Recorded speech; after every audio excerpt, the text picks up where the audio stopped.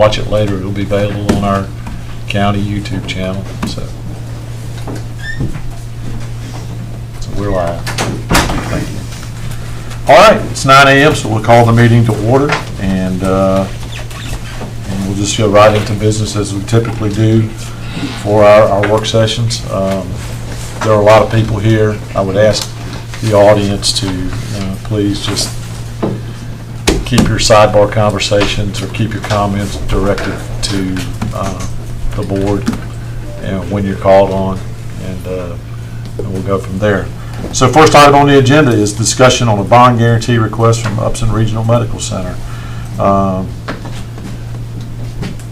The chair of the hospital authority, Mr. Hightower, we just recognize you, and if you want to recognize your other authority members and others, and then I understand Jeff is going to do the presentation. Jeff is going to do the presentation. Commissioner, Chairman Norman Allen, appreciate it very much for having us here for the consideration of this important endeavor that we're taking on. And Jeff Tarrant, our CEO, is going to do the presentation. Our other authority members here, I do believe it's just me and Ralph Warnock. So thank y'all for allowing the consideration. Jeff, I'm going to turn it over to you. Thank you, Bill. And actually, Dr. Warnock is the chair of the hospital authority. Is he? I apologize, Dr. Warnock. I'm chairman of the hospital. My mistake. I thought they were one and the same. Y'all, I apologize. We congratulate Dr. Warnock for that important post. It is a very important function. So, Mr. Chairman, Board of Commissioners, others attending, it's our pleasure to be here this morning. We'll be brief, and Jason and Jessica said maybe 20 minutes-ish. So the comments I'll share with you will be less than that. Then we've got time for discussion and questions. Oh. So I appreciate it. So here is the project we want to talk to you about. So just as the Upson County Commissioners have supported in terms of guaranteeing hospital authority bonded indebtedness since 1987, that's 37 years without a break until about 3 weeks ago when we paid off all outstanding bonds for this hospital. So the guarantee you have afforded us for 37 years is now ended. And that's exciting. We thank you for that support over the last 37 years. I've been running hospitals a long time. This is the first time in my 41 career I've been able to say I'm employed in a leadership position of a hospital that has no debt. And that's exciting for us. And I think it should be exciting for all of us in the room because you've all played a role in helping to make that happen. So deep appreciation there. What we are embarking on soon, within the coming months, is a project that is going to be exciting in terms of moving our facility into a direction that will bring new methods of caring for patients and expanded capacity to care for patients that truly depend upon us for services they receive. Again, I'm Jeff Tarrant. I'm honored to be the CEO at Upson Regional. I've been here for just a little over 5 years. We've already introduced Dr. Warnock as the authority board chair. Bill Hightower is we actually operate as a 501c3. He is the chair of that operational board. We have a few members of our senior leadership team here, and obviously a significant number of interested staff. So through support of our boards, we've made a commitment to begin a construction project that is exciting, as I said. Will grow in a way that's almost unheard of across certainly rural Georgia hospital these days. And I don't have to educate you on the condition of rural healthcare in the state of Georgia and really across the country. Margins are thin to negative. Risks are high. The ability to continue operations for a lot of facilities is on a week-by-week basis. Cash flows are troubling, and balance sheets are in jeopardy. And that's the case of rural healthcare, unfortunately, not just in Georgia, but across the country. So what we're doing, as I said, is almost unheard of. Our vision for this construction project to focus on expansion of our OBGYN services. So we're going to better accommodate that experience for our mamas and families. We're going to expand GYN services, and we're going to expand our critical care capacity, another key for us. It's not haphazard. What we're planning to do is based on careful analysis of our markets, both real time, here's what we know now, here's where we know our deficiencies are in terms of volume, capacity, service delivery. But it's also based on where we see our volumes going into the future.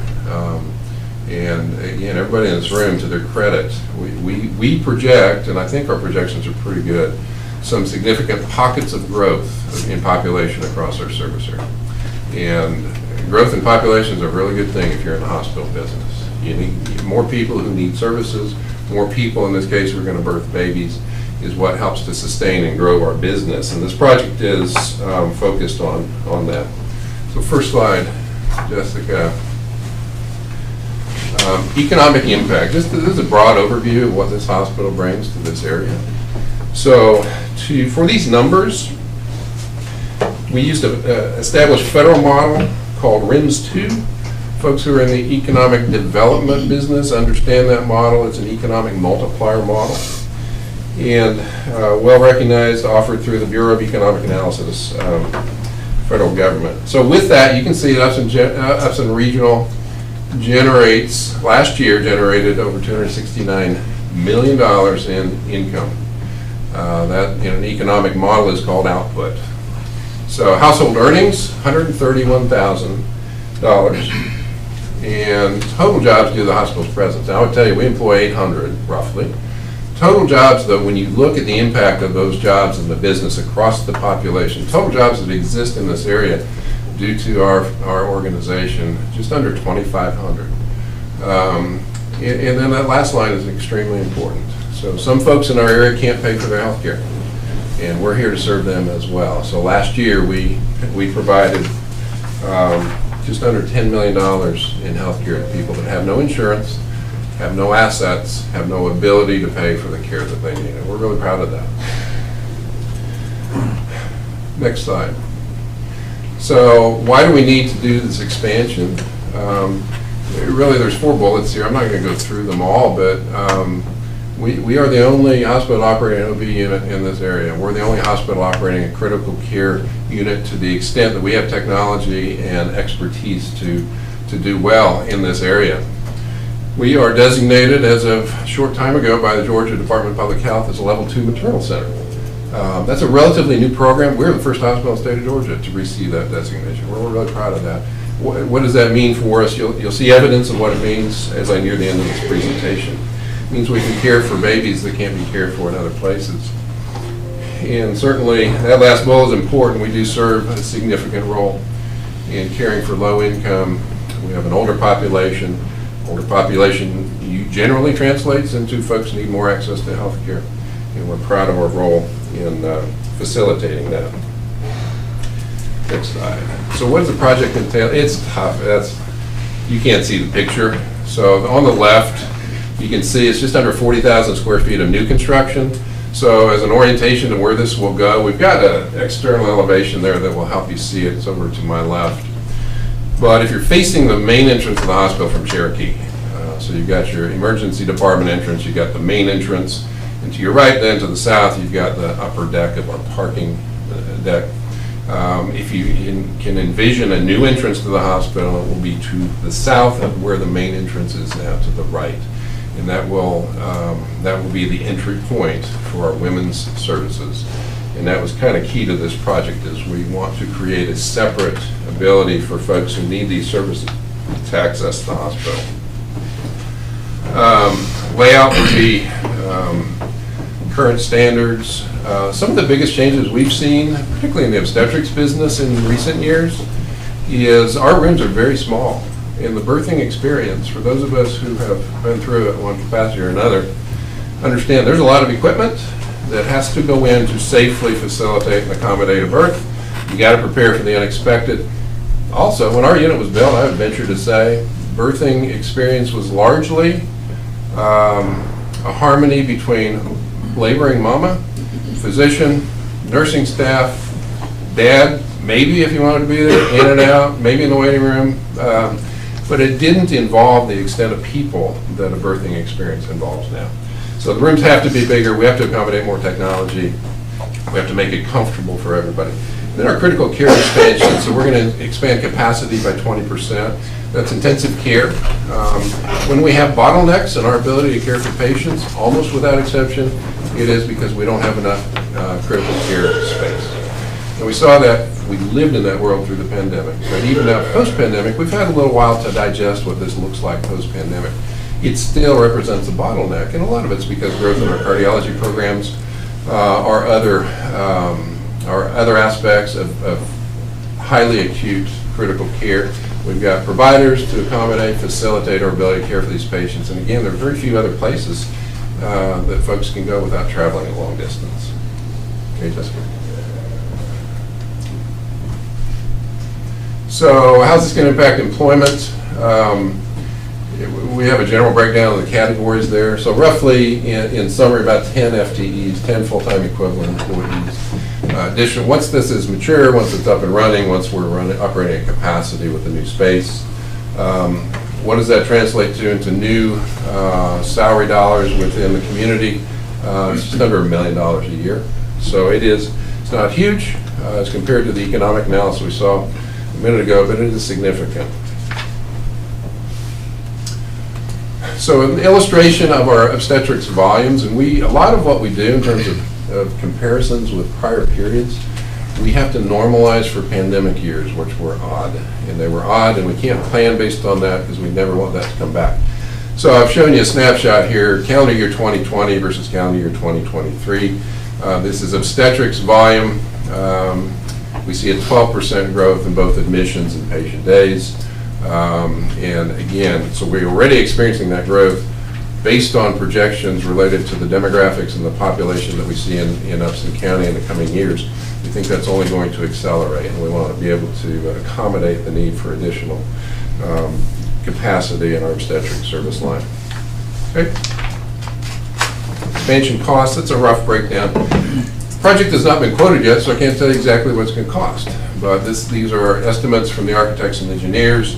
Roughly just under $27 million for the new construction itself, renovation of existing space, about 1.6, architects, equipment, et cetera, allowing about 10% for contingency and unexpected. And that's more related to the renovation probably than it is to the new construction. It's always risky to renovate existing space because you never quite know what you're going to find. All right, so what are we asking for?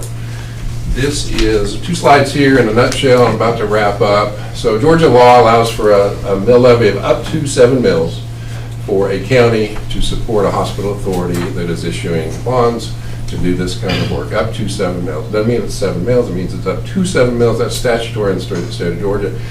What we anticipate, and again, we don't know the total cost of the project, we don't know the interest rate, so these are all hypotheticals. What we anticipate is debt service on this project somewhere in the $2.5 million a year range, roughly. Based on what Mr. Salter has shared with us is what is a mill worth in Upson County, somewhere around $900,000. So we're looking at probably to guarantee this project probably in the 2.5 to 2.6 or 7 mill range. But again, Georgia law allows up to 7 mills. So again, we've had this relationship in place for 37 years. We've never defaulted on that, ever. The county's been gracious enough to guarantee our debt. We've never asked for any mill levy to be authorized so that we could pay our debt.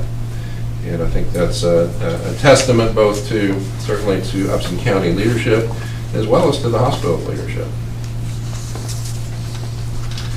So, as I mentioned, we are now debt-free as of just a few weeks ago. It feels really good.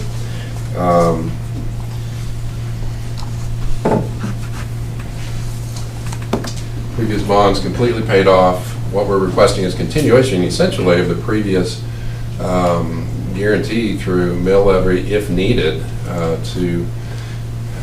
for us to take to lenders as a part of our search for appropriate funding for this project.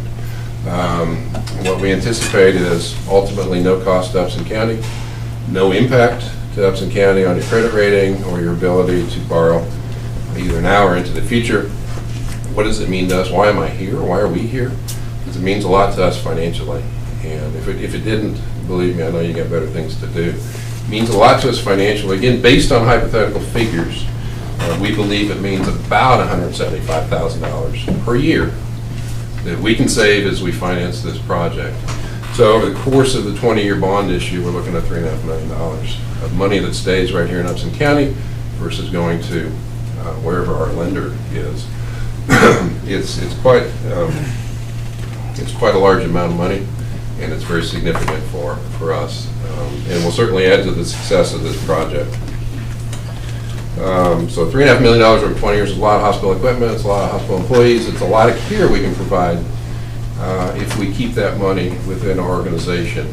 But that would require Upson County to continue the guarantee they've had. So let me just, I can stand here and talk, but I don't want to any longer. Numbers and words are kind of my world, but I think there's an illustration we've got. This is only a little over a minute long. You will appreciate this. It kind of brings home how important the services are, especially within these service lines, to the population that we serve. So I think you'll enjoy the video.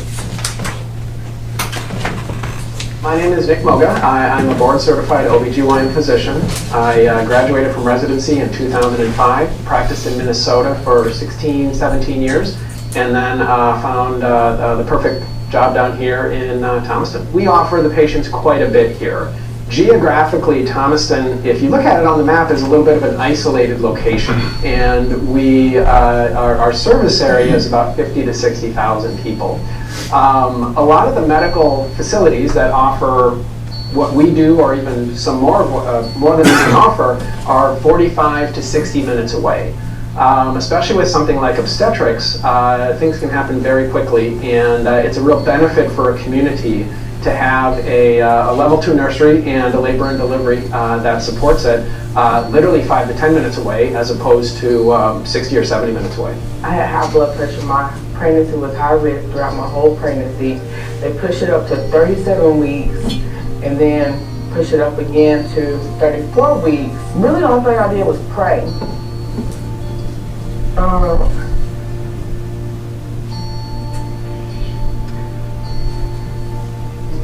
Because as a mom, you don't want to leave your baby at the hospital. It just made me feel bad because I knew they were taking care of her, but it gave me comfort for the time I didn't to see her. I could call up here and check on her, and they're like, she's asleep or whatever. Really just give me comfort, me coming up here to see her every day. Her name is Kalea Nicole Davis. She was 3 pounds when she was born, but she's 4'11" now. I just tell preemie moms it's okay, it'll be okay. You just have to do a lot of praying.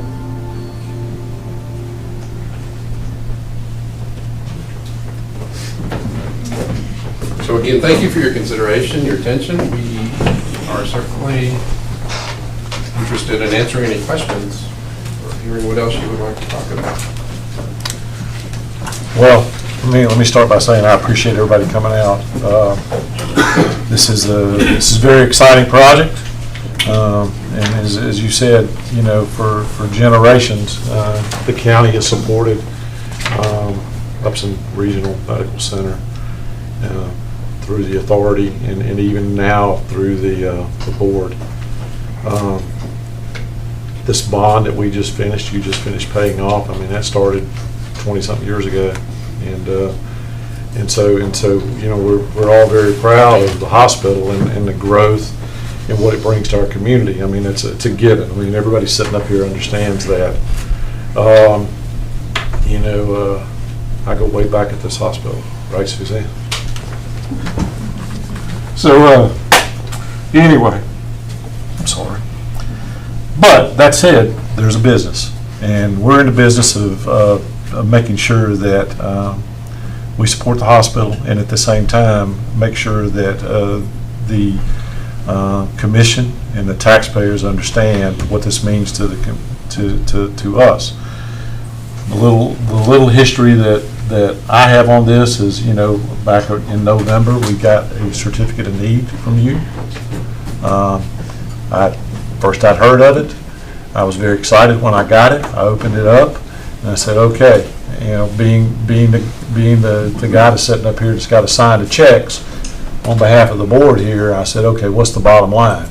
And so I'm flipping through that very extensive certificate of need, and I was very excited when I got to the back of it and said that it was guaranteed that y'all were paying for it based on revenue you already had, your current investments and the revenue you had from that. And Jason will remember that day pretty vividly because we were very excited about it. We said, oh, this is great. This is going to be no impact on the community financially. So we didn't hear anything for a while, and I think it was in May, you reached out to me and said, hey, we've looked at it. I know things change. We've looked at it, and we think it's better for us to fund this like we have done traditionally. And so then, and I really appreciate you and Mr. Williams, Mr. Hightower coming and sitting down with me and saying, laying it out there for me. And that started, obviously, some dialogue. Because it's, what was done 20 years ago is certainly different today. Back 20 years ago, and Jason and Alan, I rely on y'all to help me. So historically, the county had no debt. The only debt the county had was the bond for the hospital. But things have changed in over 2 decades, almost 3 decades. And the county relies heavily on debt now, as because the county is very strong financially, and just like this projects in the county, we benefit from having that strong financial position. So for instance, the Justice Center, which was put forth to the voters, and the voters approved the bond for that, and we were successful in getting a pretty darn good, for lack of a better term, interest rate on that note. We do transportation splashed over 6 years, roughly. And that's also another bond issue that's put before the voters, and the voters have supported that. So those are the 2 debts that the county currently has. So excluding any debt that may be associated with the hospital. And so that right now, Alan, is to the tune of and Jason, I asked you to be ready to summarize some of this. I'm trying to do some of it for you. So right now, we were supposed to have a call today to do the bond issuance for the what we're calling the 2024 T-Splosh. And we had to postpone that because of this, because this is a game changer. That's why we have bond counsel and our financial advisors here today with us, because this is a game changer for us, because it does impact that. And we'll get into that, and I'm glad you're all here, so you can hear from the experts, our financial experts, on the impact it's going to have on the community. So we started that conversation, I think it was early May. So it's been, it's been less than 40 days that we've had this conversation, and we've had some back and forth between staffs on this as follow-up to the meeting I had with y'all. And there were some things, obviously we're trying to figure out, how do you do this? And so I'm gonna throw a worst case scenario out. I mean, and we do get tornadoes through here. We do have catastrophic events that happen. We pray and hope that we don't see like what happened down in Sumter County years ago, where their hospital was decimated. And I don't know enough of what happened and how they were able to respond to that as they went from having no hospital, and I think they're back up and running now, right? So how do you do that? So us as the people that have got to levy taxes on you, or at least having to have those conversations. So what would we do if, say for instance, something catastrophically happened? Let's just use a tornado that came through and wiped out that hospital. We've had some very close calls. What would we do if you had to shut the doors down there for several years? So then we got to make these payments. How are we going to make those payments? because I'm sure if something catastrophic like that happened in our community, we've got more than just the hospital. I'm sure there's a lot of, there's going to be a lot of families affected, jobs, personal property, all of that. I mean, so we're trying to have those, what if, how would we respond? So imagine a scenario where that happened, and at the same time, we got to come up here and say, okay, we've got 2.5 mils of tax that we now have to pass on to an already impoverished and now struggling community to pay this. So, what would we do? How would this board, 10, 15, 20 years from now, that happens? Well, how would we do that to the taxpayers and to ourselves? 2.5 mils of tax. I mean, we hear it all the time about, your property values are going up, the effect of the millage, cost of goods and services is going up. We struggle, just like the hospital struggles, to pay for goods and services. So what if? So that goes back to this email that I sent you on May the 1st, and I asked, how do we provide some protection to the taxpayer should something catastrophically happen? I don't think we've had that conversation. I never got any assurances back on that. So I've relied on our staff. What would we do? And the only answer to that is, we're going to be passing this on to the taxpayers. Most of you in this room are going to be paying that. So, and at probably the worst of times. Now, God forbid anything like that happens. But we have a responsibility to plan for it. And then there are other fees, and then we're gonna, and I'm gonna shut up here in a second, and I'm gonna ask staff to offer their perspective on this. Again, I don't think there's anybody in this room that doesn't see this as a great project, something really good for our community. Again, my mother, 40 years ago, 50 years ago, she was the OBGYN supervisor at that hospital. I spent more time walking around that hospital, Suzanne can attest to that, than anybody. She used to do Easter egg hunts out in the back where the parking lot now is. So I'm personally tied to it, and I'm very proud of this hospital. So the easy answer is sit up here, oh yeah, let's do this, let's do that. But don't I have a responsibility to you as taxpayers to ask these questions? Don't we have a responsibility to say, okay, how can we position ourselves to say something catastrophically happened, that we've got it. We got you covered for at least a few years until we rebuild our community should something happen. Now, so at the end of all this, nothing happens, but we had the insurance there. And so that's some of the things that I want staff to talk to us about. How do we insure ourselves? The effect this is going to have on the county to continue to deliver goods and services. I mean, we still have public safety needs. We still have roads and infrastructure needs that we've got to address. And there are costs associated to that. So I'm going to shut up, Jason, and just pitch it to you. Unless any commissioners have anything you want to say. Yeah, I have a question before we jump in. Let Davenport. I know Davenport, our financial advisors, are going to give us a brief on their take on this. But my question on the last slide, the last sentence, y'all, I want to just get an understanding of the hospital's take on. It says no cost or impact to the credit rating, and from what I've seen and from what I've looked at from Davenport, it seems like it definitely will have an impact on the credit rating. Yeah, it's a great question, and we have bond counsel as well. We have financial advisors. We've had an advisor on this bond issue, so we've posed that same question. So I'm not an expert on that. You've got your experts here. We've got ours wherever they office. The short answer is, so over the last 37 years, you have carried this guarantee as a contingent liability. And it's in your audited financials. It's in the auditor's notes, right in the middle of the financial statement. So for 37 years, you've had up to 7 mils to guarantee our previous bonds. You don't have that right now for a few weeks. But if you put that back in place, how would that be different than the situation specific to the county's bond rating over the last 37 years?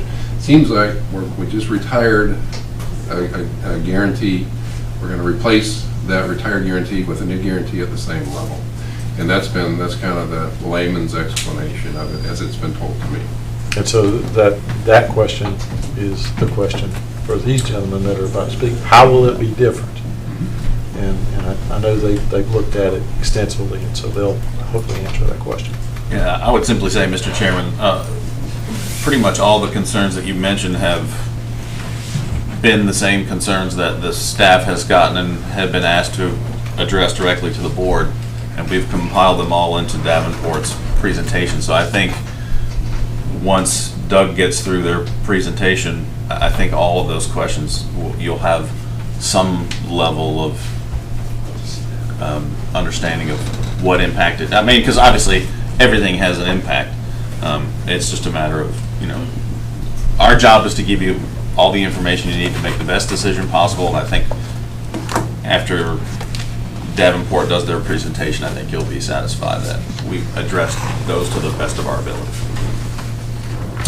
Well, Doug, Ricardo, it sounds like they teed it up for you. All right. And I appreciate, once again, y'all have done an amazing job putting together this for us, and some good info. So, where are you running off to? You going So down? I'm going to run the, so we can see it on the big screen for everyone. I thought you were trying to, you weren't trying to leave on us. She's got it. We thought you would leave. You got the, oh, shoot. Technology, Al. We're getting there. Nothing short about there. Got it here in front of us. We ain't got to squint. We got it right here now. Everybody's got it. So just, great presentation. Just, if you would, just hit the high points for everybody. Thank you, Mr. Chairman, members of the board, and staff. Again, I'm Doug Gebhardt with Davenport and Company, the county's financial advisor. We've been the advisor going back to, I believe it's 2019 at this point, and have helped with both bond issues and credit rating upgrades, financial planning, just to name a few things. And so in this presentation today, there's just a few things that we want to maybe highlight for the county and address some of the questions, comments, or concerns that we have identified.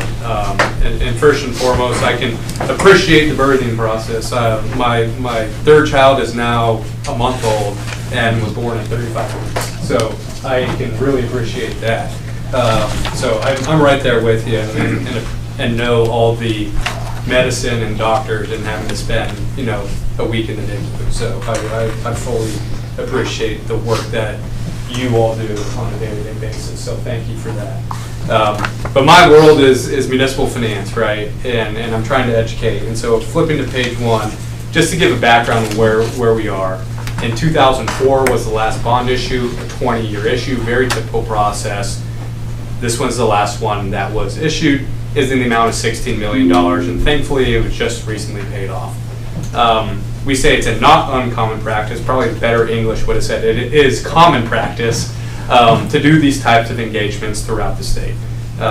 We work just down the street with Columbus. They do a similar type of guarantee. So this type of arrangement through hospital authorities and things like that is very common in the state of Georgia. Not every county does it, but there are folks that do provide this type of guarantee. To our knowledge, the medical center has never had to utilize that $7 million pledge that they're asking for. And so the request that we have analyzed is evaluating what a potential $35 million debt issuance would have on the county and what the implications might be for the county's financial position and what that might mean in terms of where we stand going forward and what that might mean to the citizens of Upson County. So first and foremost, what we wanted to do is take a look at what that might mean in terms of your credit rating and what impact that might have on the county's overall financial health. So just as a reminder, we have a credit rating from Moody's. There's really two main rating agencies, Moody's and Standard & Poor's. We just have a Moody's rating for the county's bonds. And this was done back in 2022 as part of the Judicial Center bonds. And what you can see there on the right-hand side of the page is that when Moody's does a scorecard, they have these various factors that go into determining a rating. There's various rankings and metrics that happen. And so back in 2022 in February, the county's scorecard indicated outcome was AA2, but the assigned rating was one notch below at AA3. So that is just to perhaps educate you all on the board that just because a scorecard says one thing, that doesn't necessarily mean that that's what the actual rating is going to be. If it was just plug in numbers, we wouldn't have to have rating analysts that we go and talk to tell our story. They would just take your audited financial statements and plug it in and spit out a rating, right? There would be no subjectivity. You wouldn't be able to account for anomalies, things of that nature. So there is some precedent already with Upson County that there is a discrepancy between scorecard and actual rating. So just put that in the back of our mind. So flipping to the next page, in November of 2022, the Moody's went under a methodology change. So as part of that change, all the folks get re-rated, but we've not had a formal credit review as part of this new methodology. There's various different factors that go into the rating, but the four primary ones are your economy, financial performance, institutional framework, and then last there on the bottom right is leverage. And that makes up 30% of your rating. And the two factors that go into that are the long-term liabilities ratio and your fixed cost ratio. Okay? Does that all make sense of what we're looking at today? And this is where we want to talk about is that leverage is where this bond issue would influence that 30% of your rating. So flipping the page, what we did on this is took Moody's scorecard, which they publish, and used the most recent audited fiscal year 2022 data. We're still working through 23 numbers, had some unaudited type stuff, but we didn't feel like it was good to include some unaudited and some not. So we just went on the most recent available data that Moody's had, and we also added in the $9 million of SPLOST bonds, T-SPLOST bonds that we're considering issuing in the next month or so. And so what you can see is based upon all of these metrics, we put input to the scorecard. And on the bottom right-hand side of the page, the county rates out as a AA2 again. The weighted score based upon our estimates is a 2.88%, or 2.88. So when you look in the bottom of the page, that puts you kind of solidly into that AA2 rating category. Just a reminder from rating thresholds, AAA is the highest possible rating, then it goes into the AA, and AA1's the best you can do, then AA2, then AA3. Underneath that is A1, which was the county's rating back in 2019. We actually got an upgrade from A1 to AA3 as part of the Series 2022. So that is a testament to the financial strength that has occurred over the last few years. And so what we did on the next few pages is we went and talked to Moody's. And so, as I mentioned previously, leverage is roughly 30% of the county's credit rating. And so when the county would guarantee a hospital authority debt, the credit rating of that obligation would be equivalent to whatever the county's credit rating is, meaning it would be on par. There wouldn't be any notchings off of it. And that's part of the reason why the hospital authority is requesting this support, is because they would get the stronger benefit of the county's credit rating, right? So that's part of it, and they would get savings as a result of that. And so they definitely think of it that way. And so in talking with Moody's, they would consider this a long-term obligation regardless of how it's reported in the audit. So some folks report it as a contingent liability, others explicitly list it in the debt obligation, the long-term notes of debt in there. And so while I don't want to get confused that if we were to go and get another rating, why it may or may not be included in the scorecard. So if it's explicitly listed as a long-term debt obligation, Moody's does not explicitly put it into their scorecard in terms of publications, right? The publications is not included. But if it's listed as it would be included. If it's listed as a contingent liability, which is what the county does, it is not explicitly included in the credit rating scorecard, but they do kind of those behind the scene adjustments to factor in for that, if that all makes sense. One of the other things that has come up in discussion is with regards to the county's legal debt limit. This obligation would not apply to any type of legal debt limit. The only thing that applies to legal debt limits are true general obligation bonds. So T-SPLOST bonds would apply to that. The judicial center bonds do not apply to the legal debt limit. However, they do apply to the credit limits, right? It wouldn't legally apply, but financially they do apply. They are counted in these metrics, and you can see that on the prior page. Those judicial center bonds are included in the scorecard that Moody's put out in those metrics. So flipping to the next page,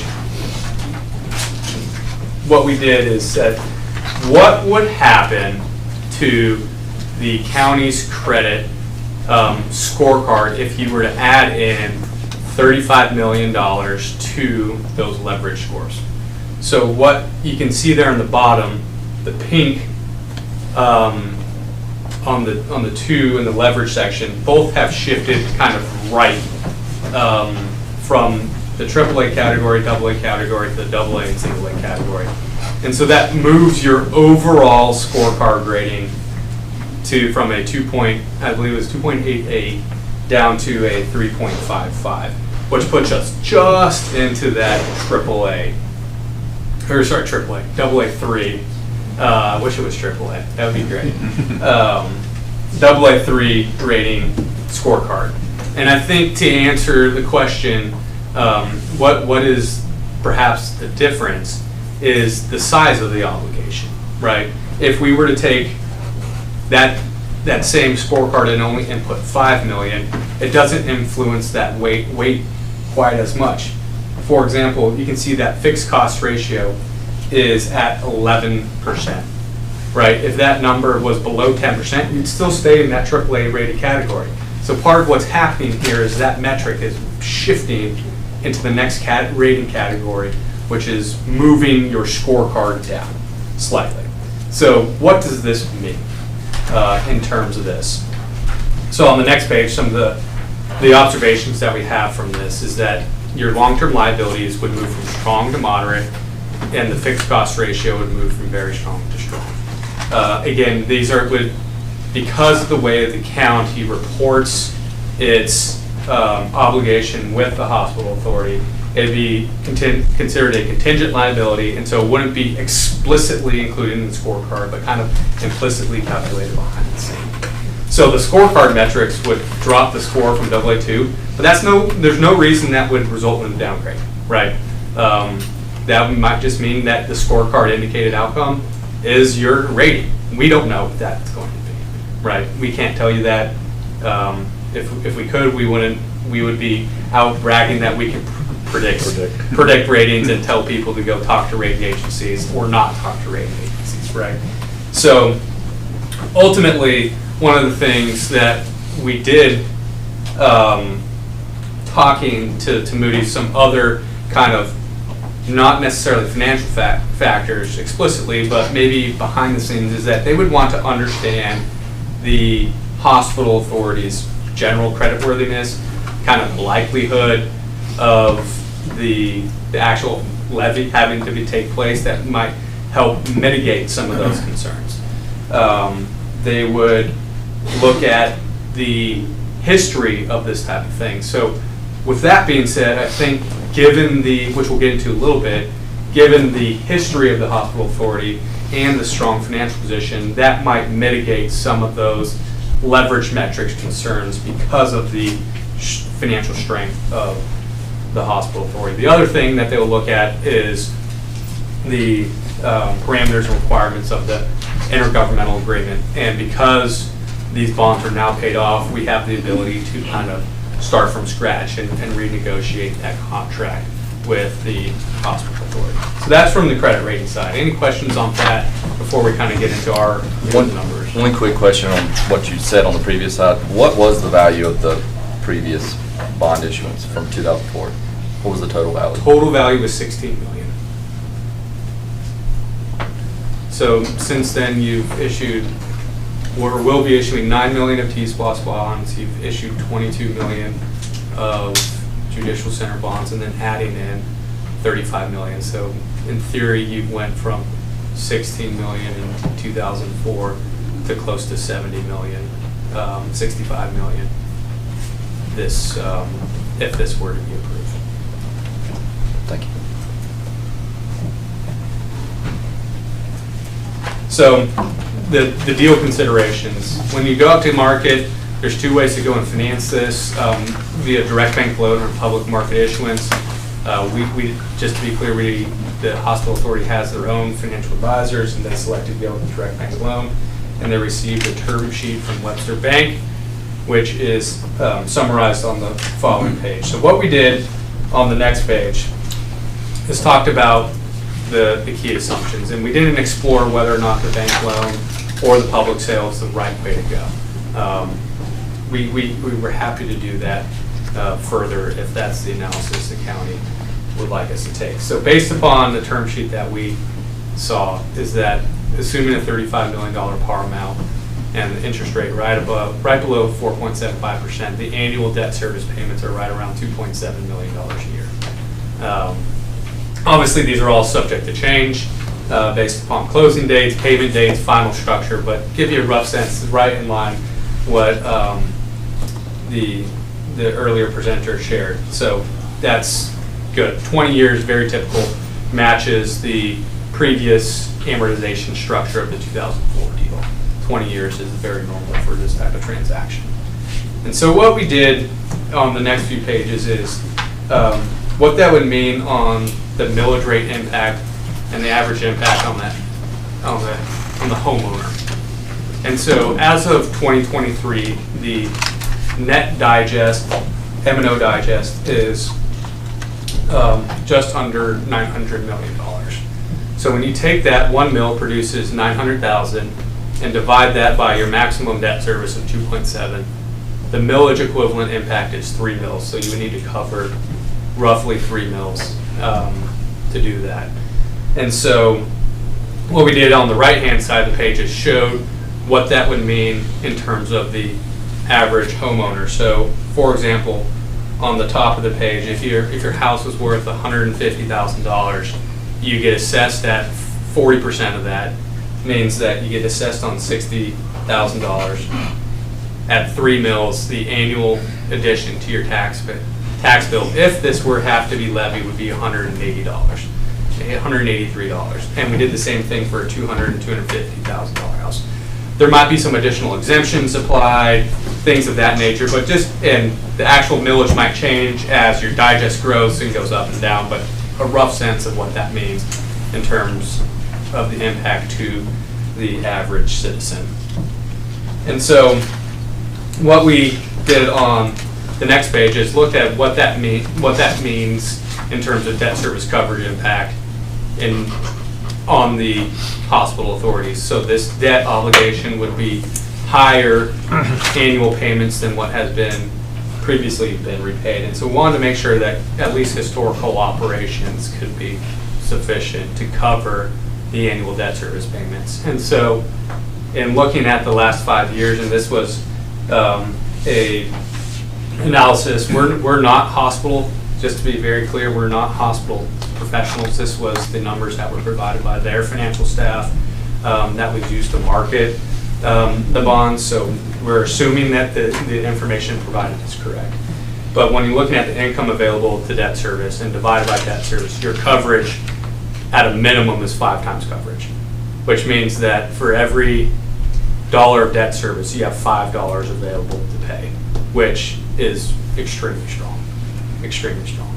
I think anything above 1.5 times is considered good in our market. We've sold unrated hospital bonds with that type of coverage. So again, I'm not the expert. We can ask them to pull additional medians on average coverage and days cash on hand, but everything that we had seen seemed to indicate that the hospital has been in very strong financial health. So ultimately, what you can do in this intergovernmental contract, because it has been expired, there's some things that you may want to consider doing. Some or all of these might not be applicable, but you can require the medical center to provide certain financial information. They're going to do that to their lenders anyway. I think that'd be a pretty easy ask. Some of the negotiating the closing costs, any ongoing expenses, if there was to do whatever. I don't know what those may be, maybe ongoing continuing disclosure requirements or rebate, whatever it may be. I'm not entirely sure. You could ask for a credit enhancement fee. So in order for you all to give them the stronger credit rating and reduce interest savings, the county might be able to ask for some compensation as a result of that to help offset maybe some staff time and things of that nature. Requiring them to notify you to issue additional debt. You don't want to dilute your debt service payments as a result of them being able to go issue bonds on their own if their financials are continuing to be that strong. Additionally, you may want to think about requiring a debt service reserve requirement. What that means is typically they set aside a year's worth of debt service. And this is more common on our types of transactions. What that means is that there could be some timing issues as it relates to when the payments are due. For example, you set your millage rate and then tax bills go out. But let's say tax bills have already gone out, but now you know you're going to default on a February payment. Well, you can't go retroactively levy those tax bills. You've got to have enough money in the bank. So either that, you're rating your general fund, which you didn't budget for in that current fiscal year. It basically buys you a year's worth of time so that you don't have that timing delay issue between a unforeseen event of default and when a levy would be due, so that it doesn't put additional pressures on the county's general fund. I think that would be one of our strongest recommendations to you all. And then also understanding where the debt service is being paid in the flow of funds. So ultimately, we've seen a copy of this. We have not seen final bond resolutions. Ultimately, everything would be subject to full financial and legal review. So the next few pages outline the debt service, and just kind of wrapping up on page 17, our final observations is that ultimately it's our opinion and feel pretty strongly that Moody's will determine this debt obligation in their analysis of the county's credit worthiness. Whether or not that leads to an upgrade or a downgrade, who knows? I think based upon the numbers that we saw, it's probably more of a yellow flag than a flashing red flag. But again, I can't say for certain. That's assuming all things are considered equal, right? I think when you start elevating certain financial scorecard metrics and things start to become outliers, it puts greater scrutiny on other parts of your rating. So if debt is high, they're going to want to see really strong fund balance. If fund balance is on the weaker side, they're going to see stronger debt levels. If they want to see, or income's really high, you can get away with some other things. So as certain scorecards start to fall down, it puts greater pressure on the other things to perform in a stronger financial way. Ultimately, you've assumed the bank loan. We want to think about what elements we want to put into this IGA. If any of these are all kind of things we can help you all through, and we'd be happy to do so. And then ultimately, assuming that you all want to move forward this, is give us feedback and direction so that we can negotiate this deal on your behalf and get a great service for the county, a great hospital, the funds that they need, and get it all through, ultimately, final approval through both boards. So with that, I'll stop and answer any questions that you all may have on the financial piece.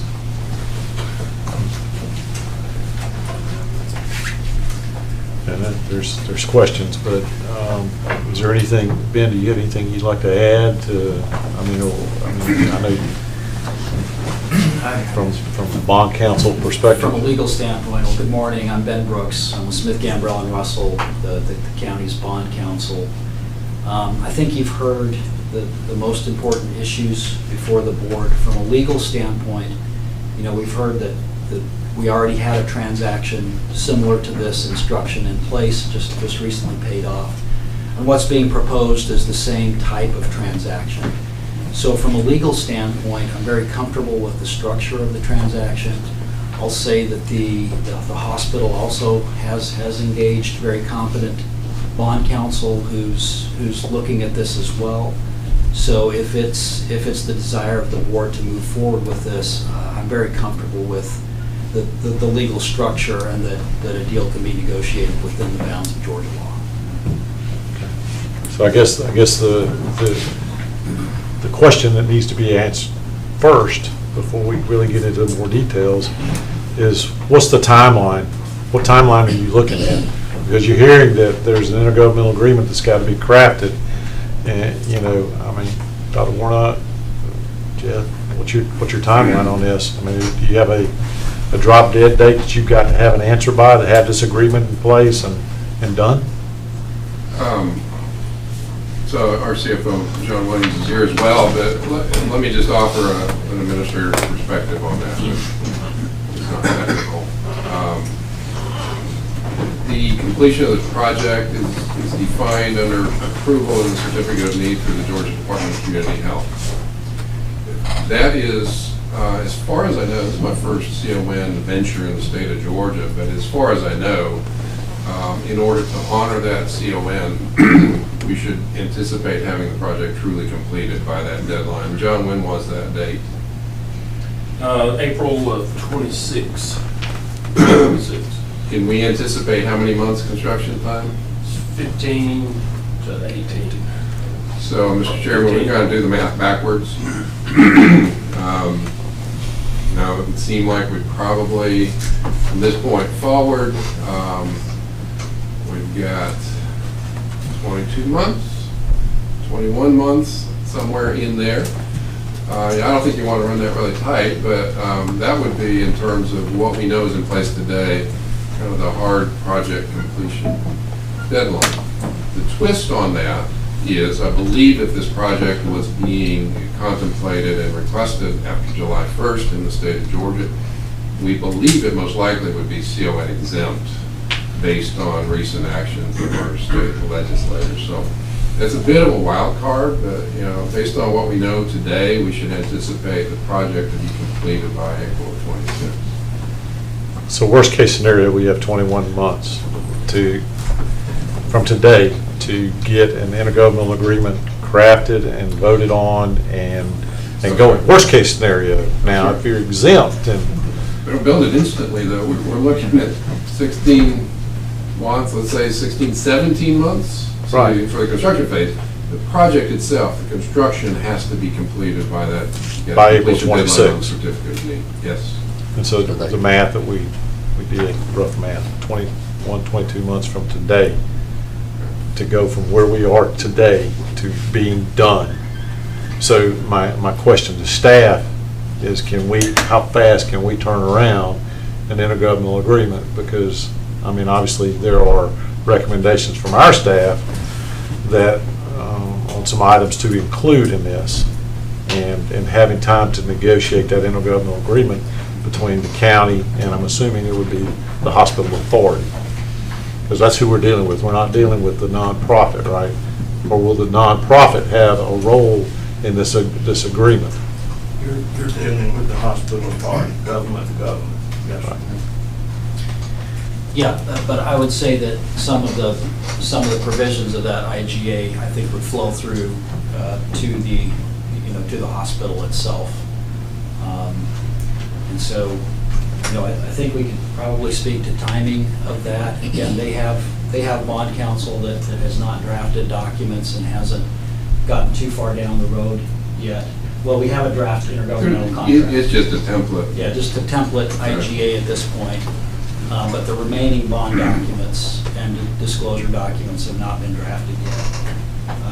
And, sort of a general rule of thumb for a bond transaction of this type is from the time that we get approval to do it, it's going to take 3 to 4 months, I would say in that range, to go from start to finishing that transaction. So- Mr. Chairman, I think, just to give you some perspective, in the 2004 bond, I think those were approved, started in December of '04, and I believe the intergovernmental agreement was finished in March, so it took about 4 months. That's the math, it was about 4 or 5 months, it sounded like.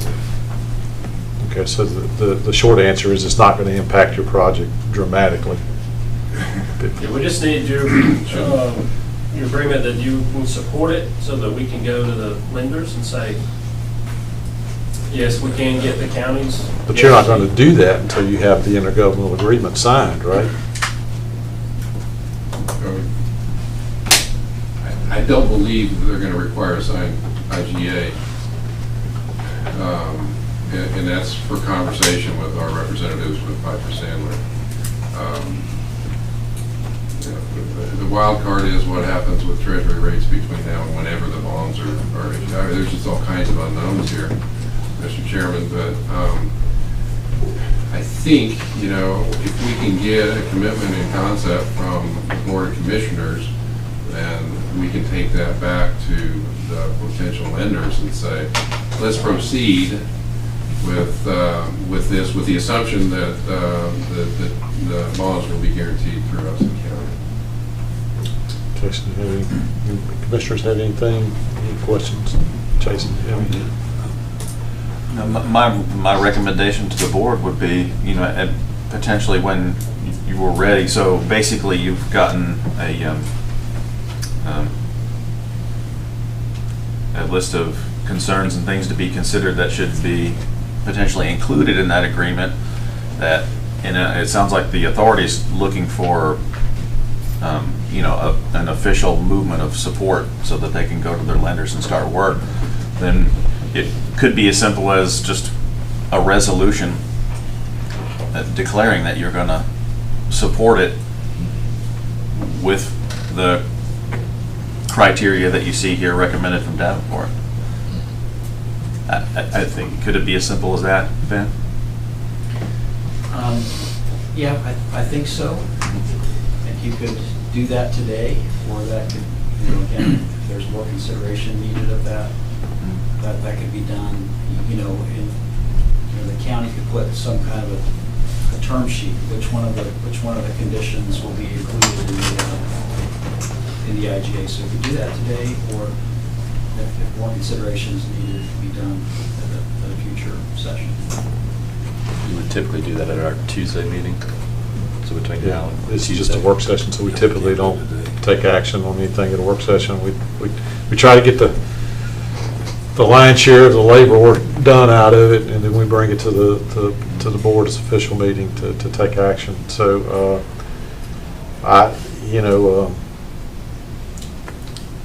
At this point, it's just your guidance to the staff is how do you want us to proceed? I guess my question,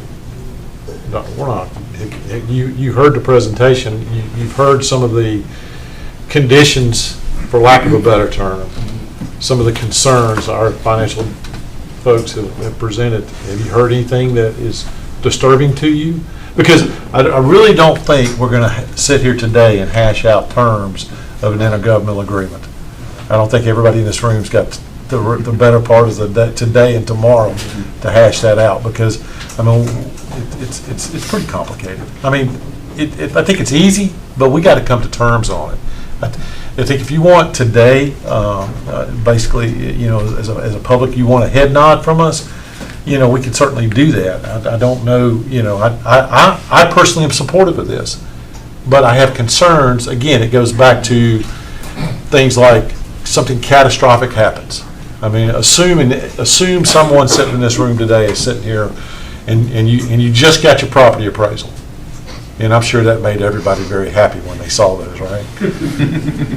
So your property appraisal came in at $500,000. So should something catastrophic happen, and again, we hope and pray that never happens, but imagine something catastrophic happens in our community, and at the same time you're dealing with this, especially for a lot of you in this room, assuming something catastrophic happened at the hospital, then you're talking about, okay, my job and all this other stuff, and, you know, how do we do it? I mean, just the worst case scenario, and now the county sends you a tax bill right away for an extra $500. Your tax bill just went up $500 at the worst possible time. So my recommendation is that we look at how to mitigate some of the risk to the taxpayers. And I think it can be done very easily, given the financial strength of the hospital and the county.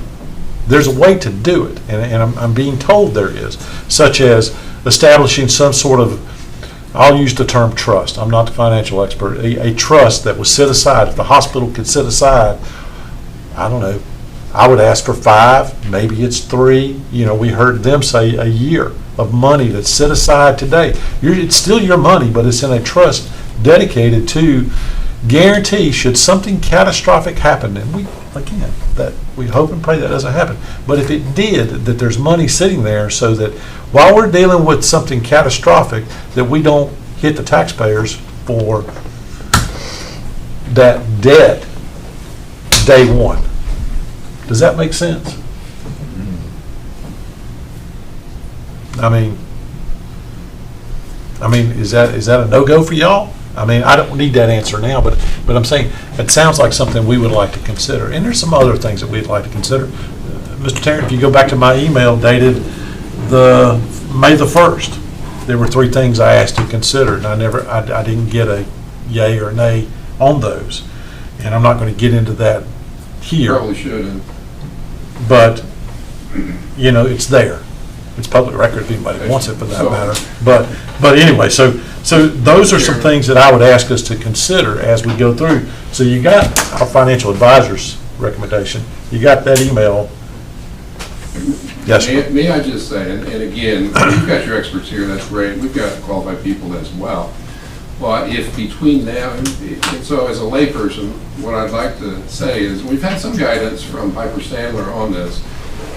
If they can go back to the potential lenders and say, we would like for you to go ahead and work this up as a Upson County guaranteed bond issue, then we can do then they can do some of the legwork in advance of us having a successfully negotiated, completed, and signed IGA.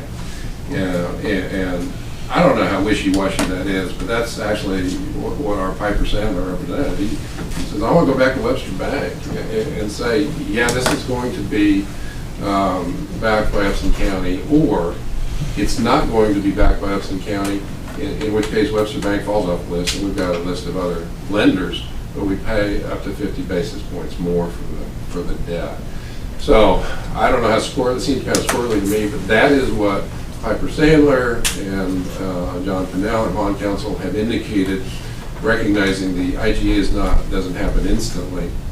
But if we can get an indication, in next Tuesday's meeting, if that's when you typically take action, if we could get an indication upon advice of your counsel that in concept you'll support it, subject to successful negotiation and execution of an intergovernmental agreement, I think that would be the tool. So do you think by next Tuesday we could have those terms just kind of hammered out? Well, I say we start with, like Jason said, have a resolution and we include these considerations from our financial advisor in that resolution. Well, then there's another consideration I would like discussed, and to Mr. Tarrant's point, we won't get into that here. So yeah, I mean, so this question is to y'all. I mean, Alan, you raised I your just have a question for Mr. Turan, if you don't mind, sir. The presentation, by the way, was very enlightening. Thank you very much, and everybody that's attended. You had mentioned on the call that we had that this expansion of the hospital would be accretive to income. Yes, Over sir. what time period would that take you to recover your cost and actually be accretive to income?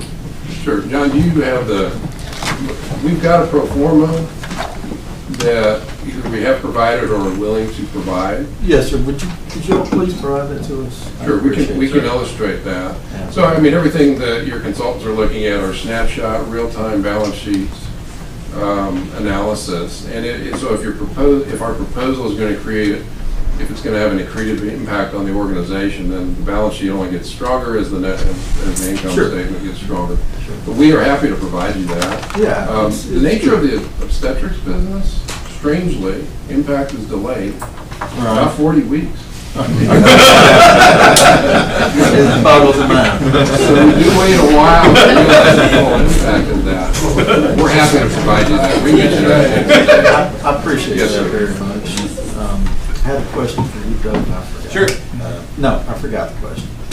Well, I would say, you know, Mr. Chairman, if I would, for the resolution, and this more bends, but any final IGA has to come back to the board anyway. Yes. So I would recommend to be slightly more broad in your approving resolution to say, subject to negotiation with staff and ultimate approval of the board, so that if there's one sticking point that we decide to move off of for whatever reason, that it doesn't prevent us from moving forward and coming back to you. I mean, there's absolutely, well, I won't say that. Yeah. I'll ask Jason and Heath. Is there any reason we can't have a resolution to put those broad terms Yeah. into paper and have it available at Tuesday's meeting? If that's what the board wants, we could easily do Just that. like, you know, Doug said, that we put that in there and we say, these are what we're looking to do, and obviously it's subject to negotiation with the hospital authority on these terms. So at least then, you get what you want, you're moving. But, and we understand that intergovernmental agreement will take a little bit more time, you know, again, 3 to 4 months to get the language hashed out, but there are some pretty simple terms that we need to put on the table for discussion to include in that intergovernmental agreement. That can be done. Is that what you need? I think that will be very valuable for us, yes. Thank you. I hope so. Anybody have any final thoughts, questions, comments? Mr. Chairman, I have one more comment. Yes, sir. You know, looking at debt service coverage, you know, the hospital's operating revenues, I've been in a community where this ask was done in a similar setting, and the coverage was not 5.67, but it was 0.85. So,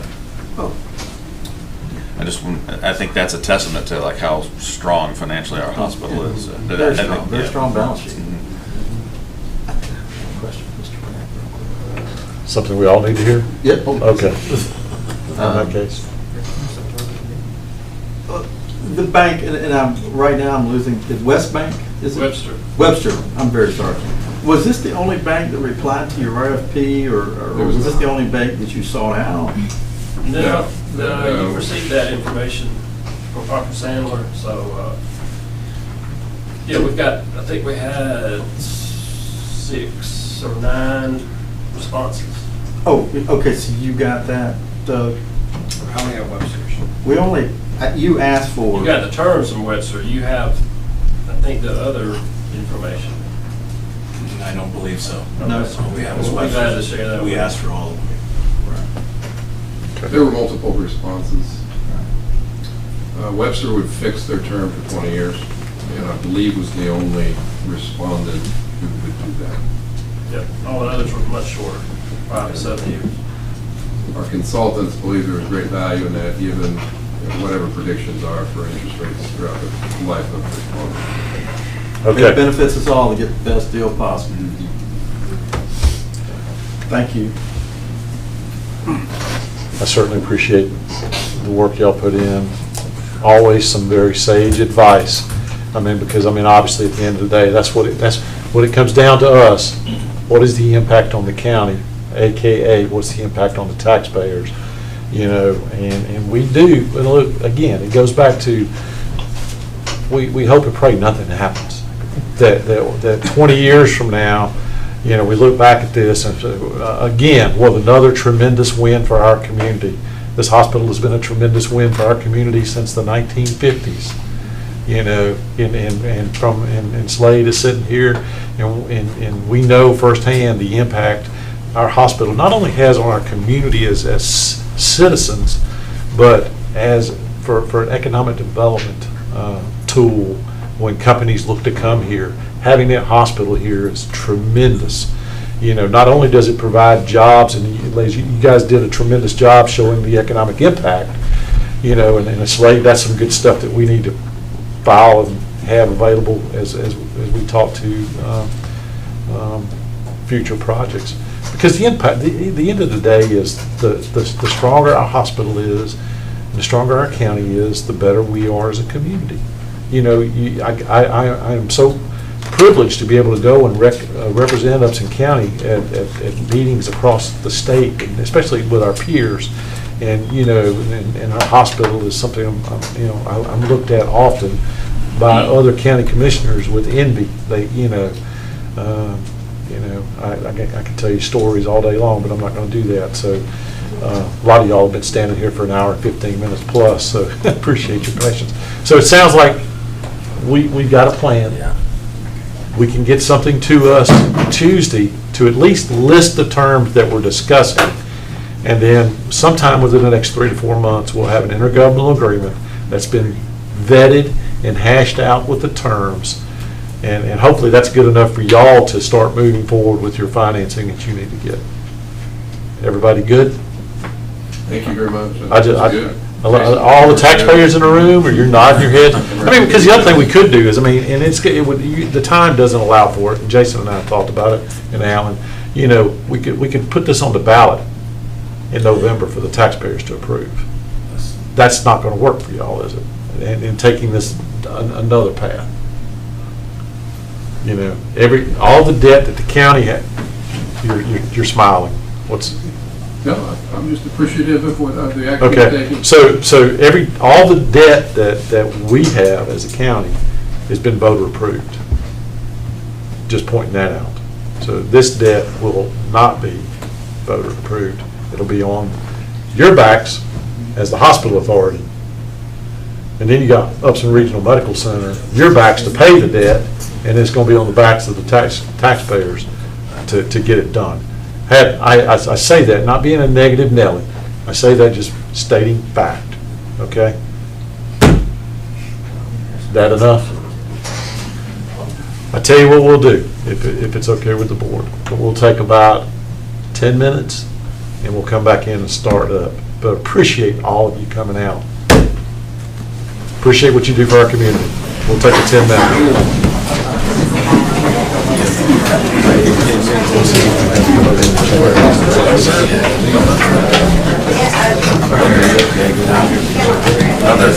You'll pause it.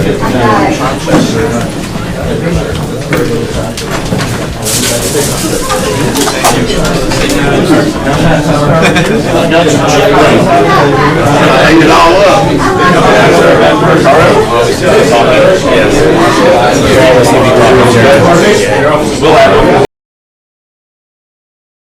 I'm interested in. Hey, Bridge.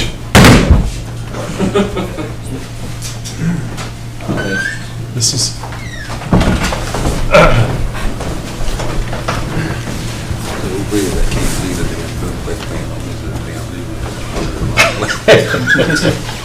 Yeah. All right, so we're back live. And we'll go ahead and start. Again, just we are broadcasting, just to let people know that, you know, we do tend to work at work sessions be a little bit more relaxed than we are at regular meetings. So just if you're watching a work session for the first time, just keep that in mind. All right, discussion on paving of the 2 South Bethel Street parking lots. So, Mr. Chairman, this is just simple. When the city was working on their paving contract, they included bidding out the parking lot work for the complex here. And they said, hey, do you want us to include your side of the building, and we'll go ahead and get a price for you on it. And I said, oh, sure, absolutely. And so we have that, and we're just asking the board to entertain what would be a $38,000 cost to redo our portion of the parking lot, which would be basically that's the east side, right? Yeah. So it would be the senior center side, that out there, and this right here. And this one here, yeah. Yeah. So it basically resurface it and then re-put all the stop bars. That are halfway there. Curb stops. No action needed, but we just wanted to. Well, let me ask you a question. You know, we was at the joint project meeting, they were talking about just sealing it and restriping it. Yeah. So this is paving. It is, it's a complete redo. So are they just sealing theirs, or are they gonna go ahead and? No, they're resurfacing it. I think it was a comment, I may have made it, that at minimum, we should look at doing that Yeah. while they're I was out. thinking Lonnie said that. Alan, just quickly on the parking lot, if we decided to join in with the city, what would we I use? forgot to send you that email reminder, but you remember. It's on there. Would we, would that be a SPOS funded expense? Oh, we could, yeah. Because, I mean, to me, that could even be level 2, because it's, Well, we've still. It's senior got- center. Oh, man, we still have 2019 T-Splosh. We've got, I don't know about T-SPOS for parking lot, though. that don't work for one. No. Man, we can use it to buy fuel and cut grass. Okay. Okay, well, we've got, Y'all- yes, or we've got ARPA funds remaining. Oh, that's right, I forgot. Okay. So we'll get an approval on your agenda for that, probably for our ARPA. As long as the board, just, if you have any questions, just let us know, but that's essentially what the project is. And I basically just need to call Lonnie back at some point today and let him know that we want to move forward with it. I think it's 2025, right, to use those funds up. That's a great idea.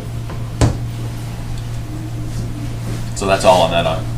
But like you and I talked about the other day, we got about, just for the board's knowledge, we've got about $300,000 of ARPA money left. We're done with the project with the city on the improving the infrastructure for sewer. We've completed our obligation to Highline for broadband, and so we ended up with $300,000 left, and we've got till 2025 to obligate it, but we can put it in to operating the general fund. So it's there. All right. Call those 2 projects done. All right, next on the agenda is the discussion of the proposed roads for the 2024 T-Splosh paving project. So before we do that, so based on what we just heard from the hospital with this potential bond, how is that going to impact this project if we can't? It really won't, from a timing perspective, it won't impact us. So We simply, there were really 2 reasons why we postponed our Moody's ratings call today. One was obviously because of the ask on the hospital bond. That was part of it, but the other part is that we got a recommendation from Davenport that since we're so close to having audited financials, they say, hey, let's wait and do our ratings call so we don't have to have an update after we present the board with their financials. So it was really a 2-pronged decision to push the ratings call. Not so much push it because of the hospital. Right, it was both. I have an update, talking with this gentleman. They are saying most likely August before we could issue debt. Yeah. So, going to have the audited financials firmly in hand before we even have a conversation, really, with Moody's. Okay, so August, which really isn't that far out. So No. as far as the 2024 T-Splosh paving project, we would have our first invoice We by move then. forward. I mean, we won't have well, hopefully we'll have a, We should have a contract, but we Contract. shouldn't have our first invoice by then. right.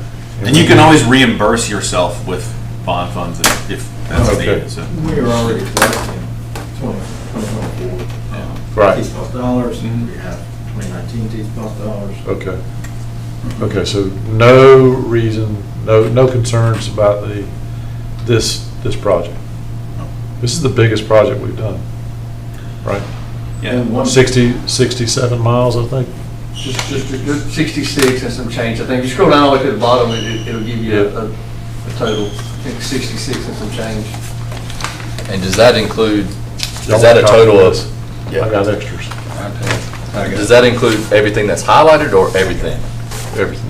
That's everything. Like I said, I think, and I'm not 100% sure, I think all the highlighted stuff pertains to like a subdivision. Subdivision. So like if it's Yeah. purple right there, all those streets are within that country County. village subdivision. Yeah. That's kind of what the colored chart means, kind of. Yeah, Okay. That's what I thought, I just, it seemed a little.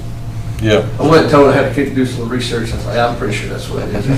yeah. Color code on there. All right, so let's talk about this. I Like I think, said, Chris and the county and Mr. James wrote the roads. This is the list that we've come up with. There's a few more down there at the bottom that's kind of got added to the list as well. Just a couple parking lots and a couple of little roads in there that, those aren't really included in that cost. I think what Chris sent you, Jason, was everything though, was probably just a little over $10 million Yeah. kind of in the pocket kind of deal. Mhm. But yeah, the 66.27 roads is around that 9.9. And then, but if you did add those other little projects in the left corner there, that you're probably somewhere around a little over $10 million for everything. And we, Chris and I had talked about him including those in the bid docs as separate items that could either be Like added. added alternates in Right, there too, just exactly. to give a price, and if they come in and we don't have that, then they get thrown out. But if it comes in with a good price, because the mobilization, everything's in there, then you just throw that in there too, so I get more bang for the Yeah, buck. Yeah. so, I talked to James, the other day, looking at this list and wanted to make sure that, so, you know, we do have roads that are on this list that are currently, surface treatment. So, Yeah, and, this project right here is all asphalt. Yeah. James did send an updated file where he pulled those ones that he believed to be surface treatment currently out, so you could see which ones they were. And that's in your work session folder as well. So when you say pulled them out, Identified them as Identified not as being separate. asphalt currently. so, but they still, are they still part of the, They're still part Yeah. of this list, but these roads that I separated right? are separating them as surface treatment roads. They're surface treatment So is it, as of now. yeah, so is it your recommendation that we go with asphalt on these? These here? I mean, Yes. I have two, I have two that I'd like to discuss about potential keeping them surface treatment. Well, I'm never gonna agree, but y'all know. I know that, I know that, but, The only question I got, man, and this may make a difference, I don't know, Jason can answer. Lawrence Road's on here. Lawrence Road is a surface treatment road, but it's also was chose for the LMIG yeah, this year, so all right. I don't know how. That wasn't one of the two. The two that kind of stuck out to me as being currently surface treatment roads, Reed Place Road and Grays Chapel Road. Yeah. They're surface treatment, Yeah. but when you do the math, you know, we're looking at 6.5 miles of asphalt in place of surface treatment. Is the juice worth the squeeze? I mean, I think everybody's familiar with those roads. I mean, Grays Chapel, it's a long road, but there's not a lot out there except forest land. Yeah, Grace Chapel doesn't have much traffic, it's just, Right. I mean, it would be fine as a surface treatment road. What about Reed Place? Well, you got a lot of houses.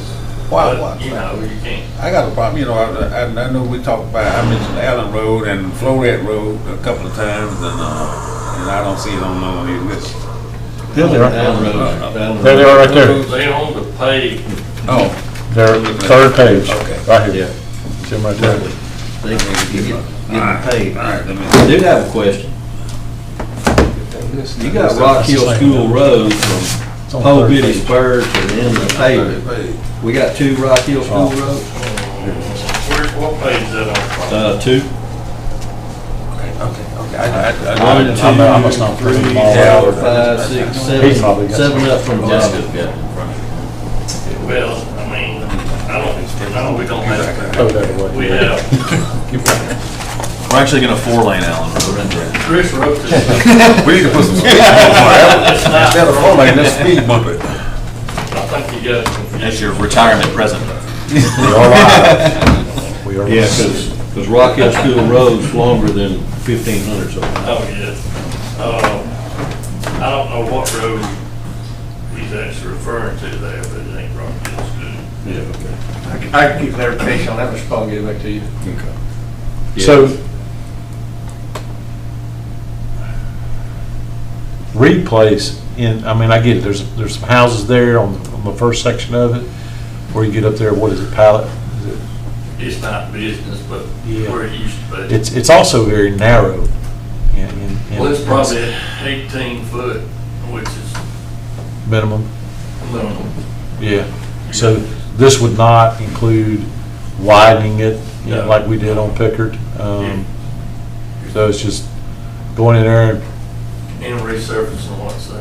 To so, widen the road, it costs you nearly about as much to widen the roads as it does resurfacing. well, it would only be probably in that first quarter mile, maybe, I don't know. If you're happy with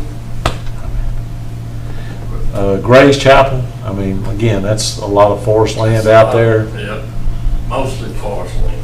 So just like what we did with these other roads that are being done right now with that version of surface treatment, would that not be Yes, it would meet the criteria because. it's not, I mean, it does have some failures on it, but if you went in there and put that surface treatment on that, I mean, I don't know. I guess it's up to the board. Y'all want to spend 5 miles of asphalt to go out there and do Gray's Chapel? No. No. I mean, it's just gonna get eaten up. You know, and I was, yeah, I rode Breeze Chapel last. Those big trucks and. it's, I mean, is it a spot for future development? Maybe, I don't know. Do we want to pull that out and do it as a, Surface treatment. is, you know, maybe what we do is have another, I mean, would we, it's 5 miles, I mean, is it worth putting that out for bid for surface treatment? Is there a couple of, do you have a couple other surface treatment roads that you could add to it if we got the funds to do it? Yeah, I'd have to ride and check them out, but. At 5 miles, we couldn't add it to the current contract. It would have to go back out competitively. Yeah, that's where I'm going with it. Just put another project together. Uh-huh. Because the people that are in here now, first off, we haven't really looked at that product too much. I've already gotten a text message complaining about it. Because it wasn't level. Yeah. You don't feel that if it ain't level. first.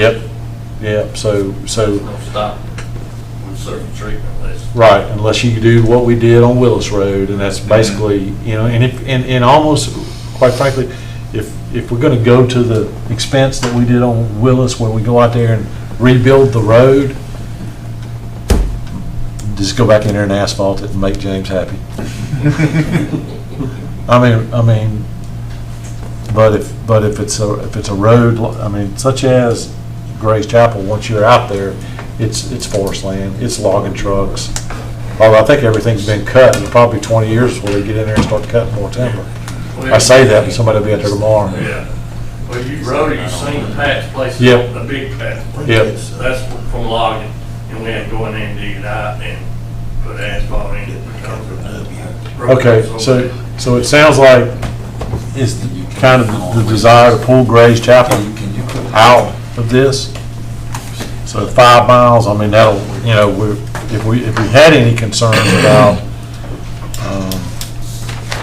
coming in over, our estimate coming in over the SPOS, which I don't think there's really any concerns about that. I know we want to get this project out. So is it y'all's recommendation to pull Grace Chapel and take the list as presented and put it out for bid for all asphalt? Grace Chapel? No, pull Grace Chapel off Yeah. and then Yeah. take the rest of it Yeah. and put it out for bid. Yeah. Well, what about, I mean, because all of these are currently surface treatment, and it sounds like, are there any others on here that you think we should stay as surface treatment? Because I would say you would pull those out. Yeah, it's West Peachtree Street, which is West Peachtree Street from South Old Alabama to Picker Road, which is in Sunset Village, which is surface treatment. And it's narrow. I mean, if the road is 12 feet, you'd be lucky. Is that the road that when you come off Pickard, it goes down and almost does like a 90? Yeah. Which only had 4 or 5 houses on it.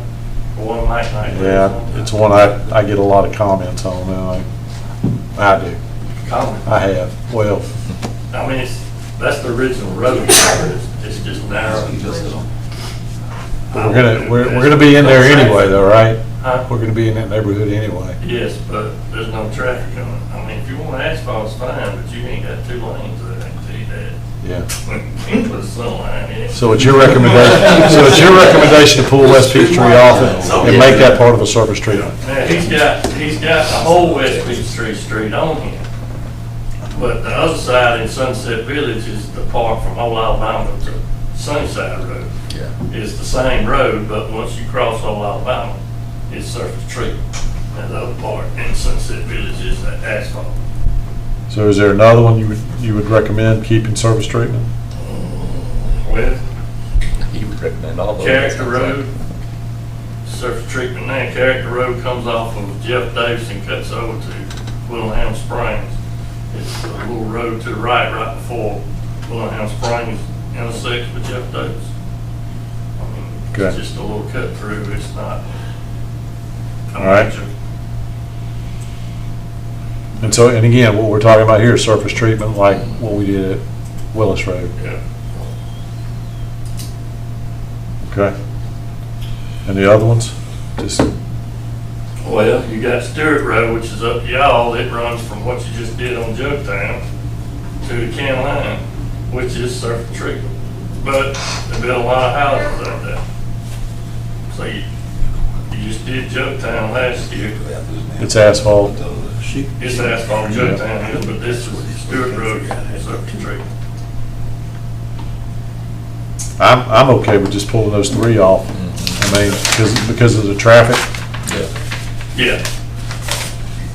You want to pull off West Peachtree Street, Grays, Character. and Character. And put them as a surface treatment project.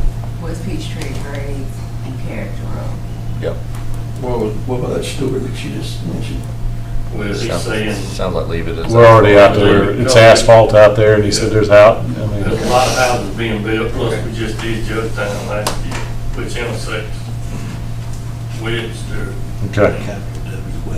And so if you're gonna put together a surface treatment project, if there's any other surface treatment roads out there that you want us to consider, I would, now, that would be a good time to add it to that. I mean, because, you look at Grace Chapel, that's 5 miles, that might get, I'm just thinking about in terms of having somebody that wants to bid on this. Yes, I mean, he come up with some about that. Yeah. Do my homework, but like, not for me, All right, And so, it may be that our next LMIG project would just be a surface treatment project. Yeah, next year. You can keep that.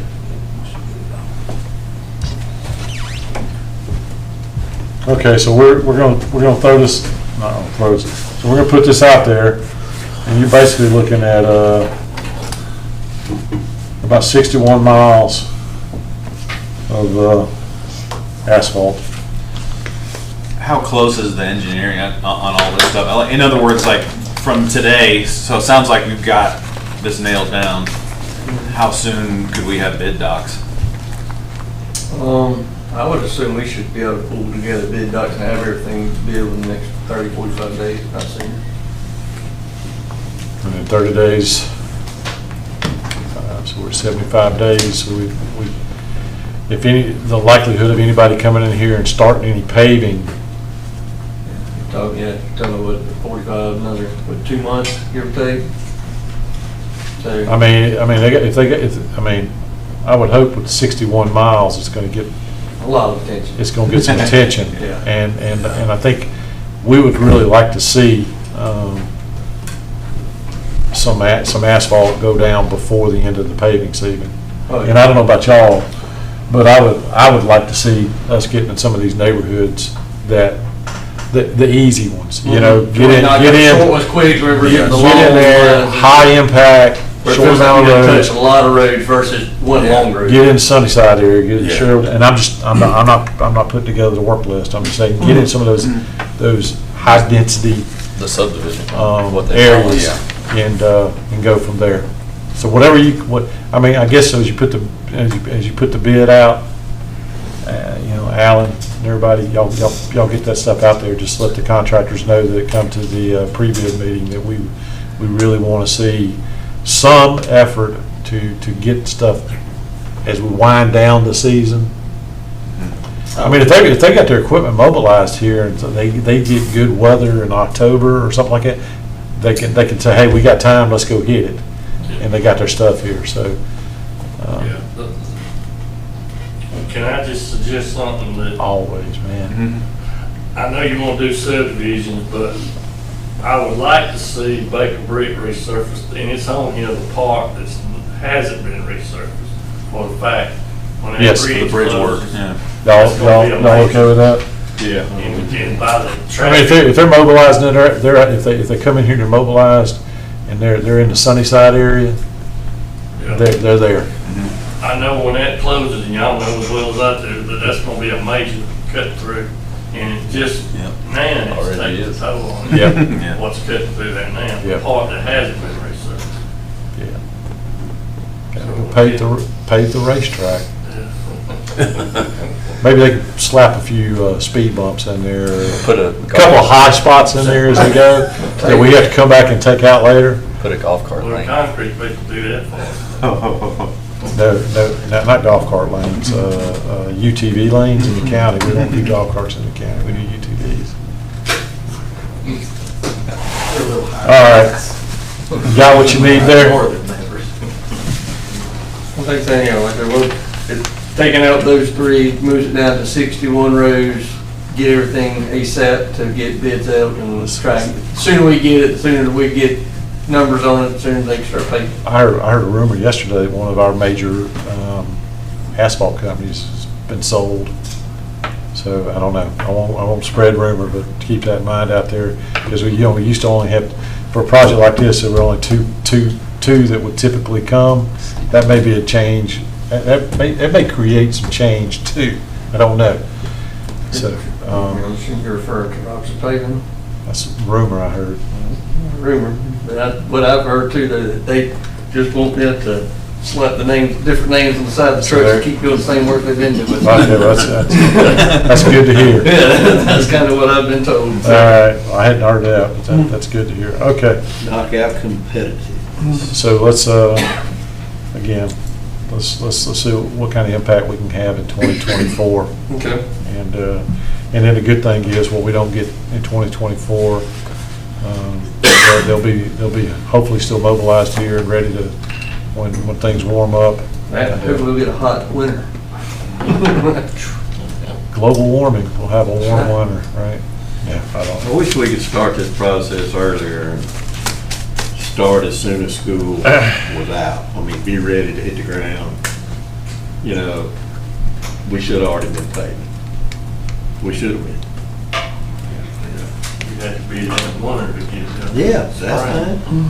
That's fine, you know. Again, I think this is the largest paving project the county has ever embarked on. 67 miles out of 426, And then that put us close to. close to 200 miles in the last few years. Almost half of the county's paved road inventory well, but then again, that goes back, and I'll challenge y'all, because, I mean, obviously gonna be on y'all's watch. How do you go back, and we talked to y'all about it, pavement preservation.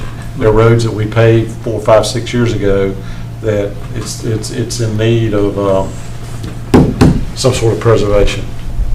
And once they get the Hannah's Mill one done, I mean the Jeff Davis Bridge, then probably next year, when you talk about the 2025 LNIG, Jeff Davis will probably, would be high on the easy list to submit for next year. Let me ask a question. How many miles of unpaved road we have in Upstate? I think it's in the neighborhood of 50 something. Yeah, it's a little bit less than 50 miles per road. I thought it was like 30 something. Yeah, I was in a class with some people, and I forgot what county it was. They said they had 400 and some miles of unpaved road. Like 10. I'd be up Yeah. They got about half and half. That was probably Manning So, County. all right, and so before we move on and quit talking about road paving, I know we haven't had time to look at it. I mean, I know when they come in on, like the roads they're doing now with the, I hate to even call it, we'll call it a version of surface treatment, where we just went down there and put tar and rock down. We did do some patching on the roads where there were soft spots, like you did down there on John B. Gordon. Well, I mean, I only done that to help Yeah. them because they didn't have that, and I didn't want them to try to overlay it. You know, and again, we knew all we're doing is going down there and preserving the life of what little road was left at a very affordable price. We didn't go down there and build base. I mean, because I'm already getting text messages complaining about we got what we paid for. We're getting what we paid for. But when you look at those, the roads that weren't so bad, what's your impression on those? I mean, They look fine, it's just, I think it should have been leveled always. But, even well, John B. leveling- Gordon. I mean, that would Leveling is have. not very expensive, and leveling goes a long way. What I'm saying, they only put down probably 50 pounds to a square yard, which is a half inch. That leveling would have been that deep going down there in some Well, spots. leveling would fill it in, but you're starting with a clean slate, and you wouldn't fill in bumps and. Well, so in the future, I mean, so we went down, we tried this product. It looks good. I mean, I haven't seen one yet where they had the small rock down and they've gone in and swept it. And they got it, I rode down John B. Gordon the other day, and they weren't done with it. When I rode through it, I was expecting to hear a lot of rock kicking up. And I was only doing 30 miles an hour, so, in my truck. I didn't have a lot of tar and rock slinging, but I can't wait to see it. Right now, the only thing that's been put down at the 89 stop was finished. They haven't put down any of the W10 yet, so that's the last finishing part that they're going to try to do. I understand they're trying to get done and get the crew moved They're out trying of to here. rock and roll. The schedule they sent us that last one, they were going to be done by Sunday. I was like, okay. Yeah. See? I mean, there's a chance of rain today and tomorrow, so I'm assuming that may affect some of that aspect of it all too, But at the end of the day, we saved what was left of the road, and if need be, if there's desire to do it, now you've got a road that's still somewhat there. You could go down there and level it and resurface it with something else later. We probably preserved the life of those roads 10, 15, 20 years by doing what we did. Clipping the shoulders back, getting the water out of the road. Yeah. And again, these are roads that are going to the far reaches. So, yes, so if anybody's concerned, I mean, I think we got what we asked for. Yep. All right. Before we get out of road, I got a question. Yes, sir. And it's really DOT. It ain't nothing to do with the county. But I guess DOT pays attention to them roads, hopefully. I know that over on 74, you know where the house come across the road? Yeah. And you go past it in the creek right there? it's sunk way down on both sides. You ever notice that? No. Oh, it's What road? down 74. And it's right on the edges. Is it close to the gas line? Yeah. Or the gas line crosses? No, it's a creek crossing. Okay. But it's lowered pretty good. I mean, I go around it because it drops off so far. And it's on both sides, like the pipe is collapsing. I guess they keep an eye on that, It right? might be something you want to reach out to them. Right. Why you reaching out to DOT about stuff on the road, on Highway 80 down there? There's some limbs hanging on the road, over the road. We are close to, like trucks can hit the limbs. That's on Highway 80, just east of Allen Road on Highway 80 in that curve. There's a couple of trees, the limbs is over the road. And I was intending to call them, see if I I'll call them and mention it, but yeah, well, I know you have a direct line to them than more than I do. that don't mean I can get it done. So, They still moving up their good folks, man, good folks. They've done a lot for us. Any other things, road department related you want to mention to us? I mean, the other day when you and I talked, you said you were wrapping up your first round of mowing. We'll be through by next week with the first round, starting over with the second round. Can we do 3? It's growing fast. It's, Sure, keep getting rain, I mean, Growing it fast. takes us 2.5 months to mow around the county, Really? 2.5, one time? one time, and that's 6 tractors. I mean, you talk 400 something miles of road. 426 miles, Yeah, two plus the dirt roads. Yeah, you got So you double pour that. like 450 miles of roads, 2.5 months. both sides, that's 900. So you're mowing 2,700 miles of, A year. yep, God bless them. it's a lot of grass mowing. It takes us 8 months to make 3 rounds. Yeah. Start April 1st to wind up till Thanksgiving. If it stays warm, you have to start a 4th round. Yeah. You have to- you know, Before it if gets cold, it'll be going, summer. Can I take a break from my duties and just go out and cut grass? Yes. I need one of those If included. you're willing, What what is the salary for somebody cutting grass? no. If you're willing to do that, then absolutely. It'll save some money. Leave some I'm really salary. on- All right, moving on. We are, Last long. let's keep, there's not an enclosed track. He'd have to put on an Auburn hat. Oh, geez. Oh. All right, let's raise the bar up. Yeah, Mississippi don't cut grass. All right, Or paved roads. Oh, man. Our roads are better than Alabama's. all right. Status report on Thurston Well improvements.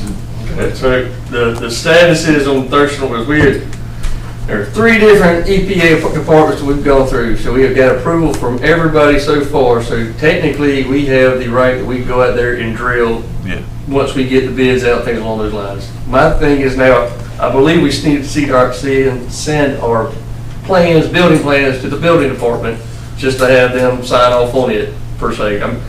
We haven't heard anything, but I'm assuming that building department is wanting to look at this little small metal building that we're putting for the well house. So that can be done immediately now. But we could go ahead and start the process of pulling everything together to get a bid out for that. So we've been permitted to drill the well. Once we get that drilled, then we have to take and sample the source of water and send that off, make sure that has approval saying that it's a good water source, that we can use that water as a distribution to the county. Once that is done, then we can do that aspect of it all. Now, the only thing that is still being held up right now is the extra demand that we've already turned everything into the state on that one to increase the amount of water the county wants to pull out and as a distribution line. So all that information has been turned into the county. We're just waiting to hear back if they have any comments on that aspect of it all. Thank you, James. Thank you, James. All right, so this thing will be out for bid. I would say we should be able to get it out to bid in the next 30, 45 days. Okay. So basically, would go out about the same time the real project goes out. And there's no seasonal restrictions on, No seasonal restrictions on digging the hole. Not in Georgia, We don't- anyway. We don't have to worry about the ground freezing up down I here. was gonna say, not in Georgia. All right. Okay. Well, like I said, no NOIs needed, so all the permitting processes, and since we're under an acre, obviously the county's not going, we'll do BMP plans just to make sure nobody's gonna tear anything up kind of deal, but we're not going to actually get a building permit on any of those lines, or a land disturbance permit, that's, on that aspect of it all, because we're under an acre worth of disturbed, land. Like I said, the only thing was the courtesy of making sure the building department saw the building plans to make sure that the building is being built per county and state standards. We kind of we can help you there. Okay. All right. So, once work starts on the well, timeline to complete? I try and get back on that from Chairman Norman. I wouldn't think it'd be too terribly bad. Like I said, the biggest thing, once we drill the well and we test the well, then there's a little lag in that one, getting all the information back before they say, yes, we're right beside an existing well, so I'm assuming that Same should be a waters. slam dunk kind of little deal. We're pulling from the same aquifer. Yep. So it shouldn't be too much of a trouble in that aspect of it. Okay. EPD is not real fast. No. All right. Well, and our current wells, still getting the job done. Yep. Most of the time.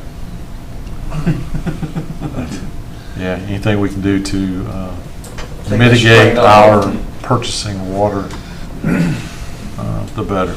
Okay. Let's see, there was something else I was gonna ask about water.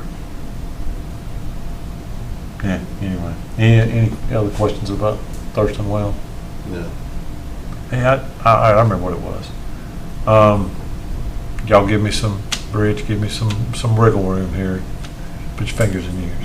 I sent an email about 2 or 3 weeks ago, the dumping of chlorinated water. Is there any restrictions to that? I mean, we've got Just regular treated water, like. treating water being just dumped. They purged the line at the airport, and they've been doing this for several years now. Well, it ain't purging the edge, it's just running. Well- Purging's a little bit different than. Well, I'll call it purging because Steadily running. they're dumping chlorinated water on the ground, which ultimately ends up in our Creeks. It's created its own creek, I'm sure by now, and which gets to the lake. So is there a problem with that? I would say no, just because me living in Columbus, as many leaks that we had, because I know of a job site that personally, they just had water that was it was a storm that just ran constantly. Don't matter if it rained or not, and we finally said, y'all have a leak in here somewhere that has probably been dumping millions of gallons of water in the creek over here, and they said, okay, we'll go fix it, but there was no emergency to go fix it or anything on those lines, because I mean, in my mind too, that's just like somebody washing their cars and the water goes into the drainage system. And the fire department going out there fire doing department fire hydrant hydrants, doing flow tests and things along those lines. But different story, dude. This is running constantly. It's I was gonna say, the one I did. It's not a fire hose. Yeah, but It's the one I been did turning on and down in off. Columbus, there was an abandoned site that they had water running just constantly. This I has actually got did a to little be research the on equivalent of millions of gallons. I actually did a little research on that, but didn't find anything where it's regulated or even where I could find research that it would be a concern. Erosion is the only concern. You're right about that. Erosion is gonna be the biggest thing if it's just constantly running. Is It's the not- chlorine detrimental to fish, salamanders? Does it Frogs. change? I mean, that was I mean, my it's probably question. gonna affect the pH balance of the water a little bit, but it's not enough. I've never heard of a case where somebody's getting fined or there's issues because chlorinate or just your regular drinking water is being discharged into the creeks or something along those lines. The biggest issue on that, like either it's a chemical, like an industrial plant that's got some kind of chemicals that's the runoff's catching that's got to be treated. But, or like Jason was saying, the sediment being a huge issue by polluting and choking out the oxygen in the water. That's the aspect of it all. I don't know. Yeah, and again, I mean, I don't know if there's somebody we call, just need some assurances. I mean, that's out there it's at the airport. And is It's it run just the down. rain that's leaking? Yeah, I got it. No, it's not a leak. No, It's it's on a fire. intentionally. Why can't it be cut off? Because they have to keep their line, There's not enough water customers, I'm told, that That's keep the right. water. they have to keep, Stagnant or something, or? well, let me explain. So they have to keep the water moving to keep the chlorine level up in that line. But my problem with it is, that's not the end of the line. The end of the line goes over towards the dog pound. So what does that mean for the water past the airport all the way to the dog pound that's not being bled off? I don't know. How dead is that? In terms of affecting their pressure because they're losing so much extra volume that's in that line that they expected to be in that line. They have pressure issues. That ain't it. They can't keep chlorine level up. No, I'm saying the dog pound, if they're further upstream, that water line is meant to have not to be running 24/7. Are they losing pressure issues at the dog pound? Oh, no. We need more industrial customers out there That's using what water. we need. That's right. Yeah. Oh, we got somebody coming, maybe. Oh, no, they don't, get extra for the water. But yeah, I just wanted to make sure there were no environmental concerns, because, I mean, obviously, the environmental concerns are very high on some of our citizens right If it's on now. their line, you just think they'd have a massive water bill because it's going through their meter to go to the airport. City. That's just the city, so they just waive that fee. Feels like you could recirculate it or something, instead of just Yeah. running out. Maybe we need to put a tank out there. And then use the tank for irrigation or something on those lines that need to irrigate. I don't know. It seems like it'd be a better use. lot of waste It'd be in a better water. use of water Running versus out. just. Yeah. You've never noticed? So, how do we resolve that? Always. Can we ask the city for something with that? I mean, surely their staff, I mean, they're the ones doing it. I mean, can we just ask them to provide some, ESG that's provide something that shows that there's no impact on the environment because of this? Go back, because ESG is their utilities engineer, right? Yeah. So do you need Put it anything back from? on them, say kind of, this is a concern of ours, can you confirm that there's no issues? that I'd we- like that we something in can-" writing from somebody that says there's no type of any environmental concerns, either soil or water or anything on this. And if we can find a better use of Jason, could you just see if you can get something in writing? If it's just an email from somebody. And downstream from that, is it just going straight to a creek or something? There- Or do they- It is creating. It's going to end up in the lakes. There's several lakes out I there. didn't know if there's residents going to cause flooding or somebody has a property downstream, like you're I don't- flooding my property, that would be, No. that to me would be the first thing to come up when somebody's downstream saying, why Yeah, am no, I it having to hasn't, sit that here and take hasn't, off this that water? hasn't happened. Yeah, there's nobody. It's going, I think it's going into that IDA lake, I think. I'm not 100% sure. So anyway, it's just a concern. Because you see it all the time. And I do periodically get hemmed up on it. And I point my finger down the hall and say, they're having to bleed the line. And that's the extent of my ability to answer that question. I'd like to see it set up, if we get something in writing. Okay, let's move on. Discussion of solid waste collection consumer price index.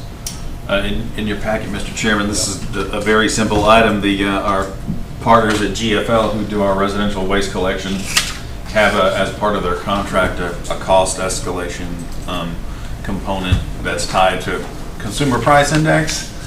And they sent us that calculation, which works out to be an increase of 5.3% starting in July.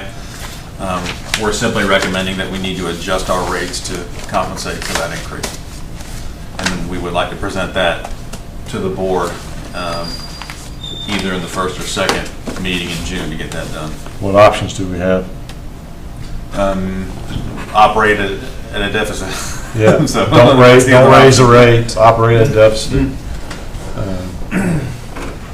And we've not increased those rates since, 5 years? Solid waste rates? I don't know. I believe my first year on the job, we increased, was probably the last time, so about 5 years ago. Yeah, we've absorbed all the other rate increases. That enterprise fund has a healthy balance still, correct, Alan? It does. So, Well- Keep it healthy. exactly. and we are still, we, you know, the other issue about, I'm not gonna go into talking about, but that's still, it's still out there. We have not resolved that in executive session on the, We have. No, man. we need to perhaps add that to an agenda. Once y'all are ready, you have everything. Because that would be a huge win if we could pull that off somehow. All right. Comments? Nothing, Mr. Chairman. I had a few things in the folder for me. I think we pretty much covered them all. I did include your project schedule for our ordinance work. You want to call that up just real quick? That's about the only thing I have left.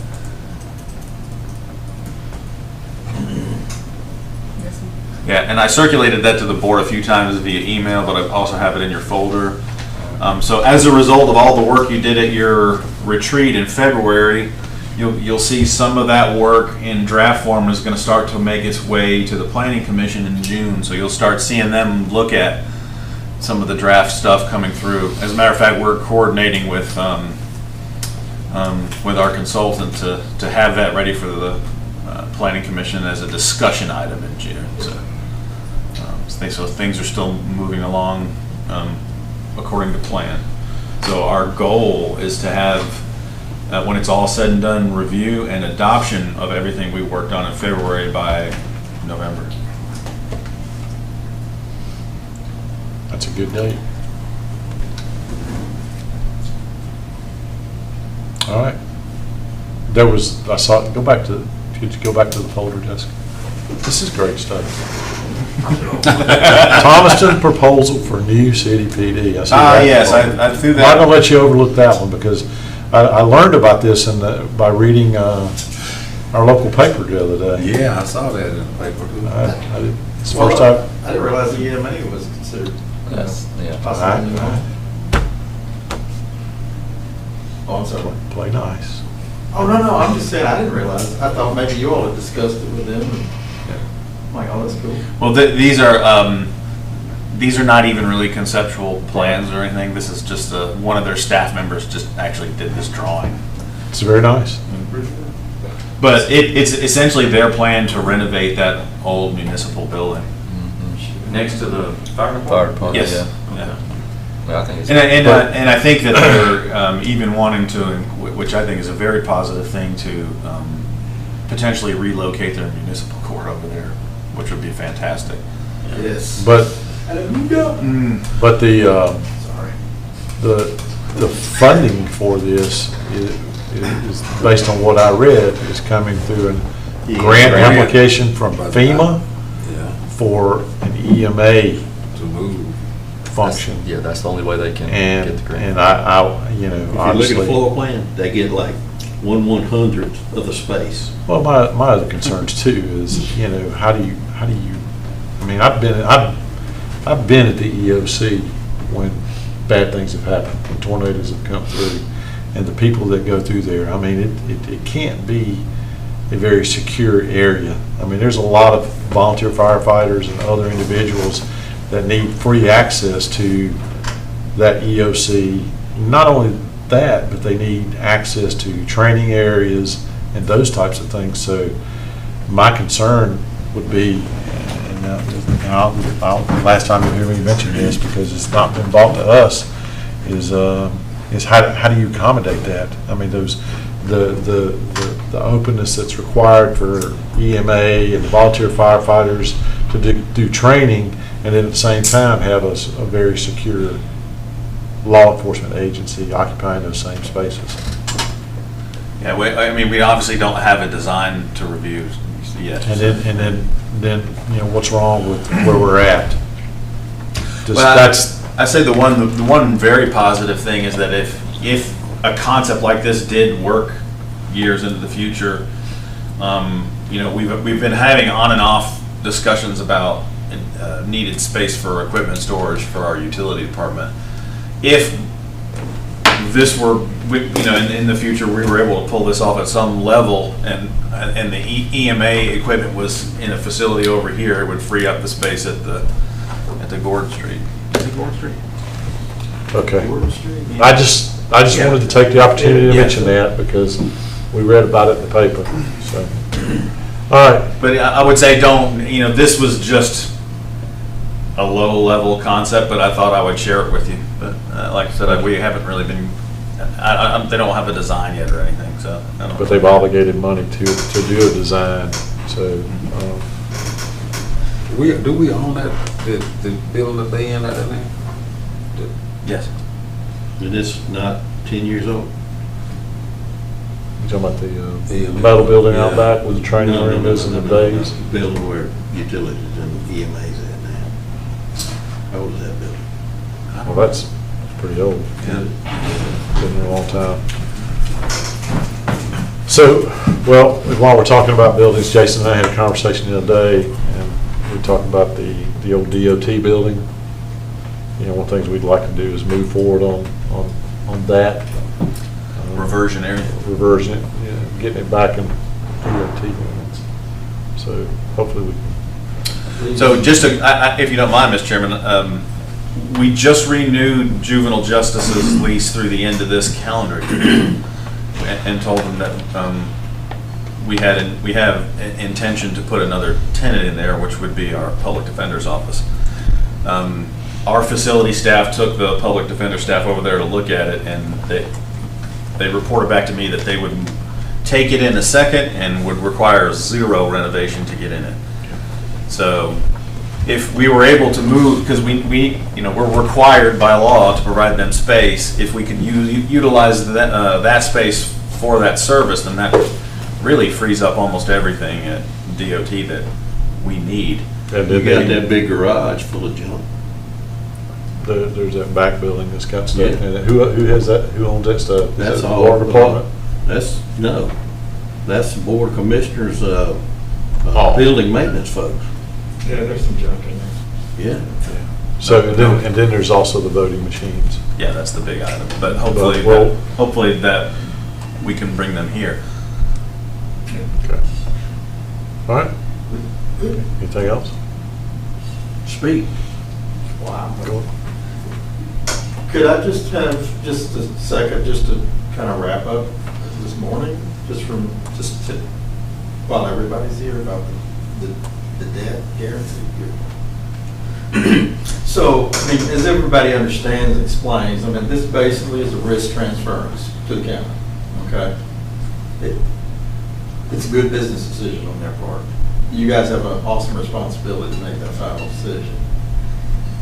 The likelihood or probability of something happening where we had to step in to their shoes and pay that debt is probably low.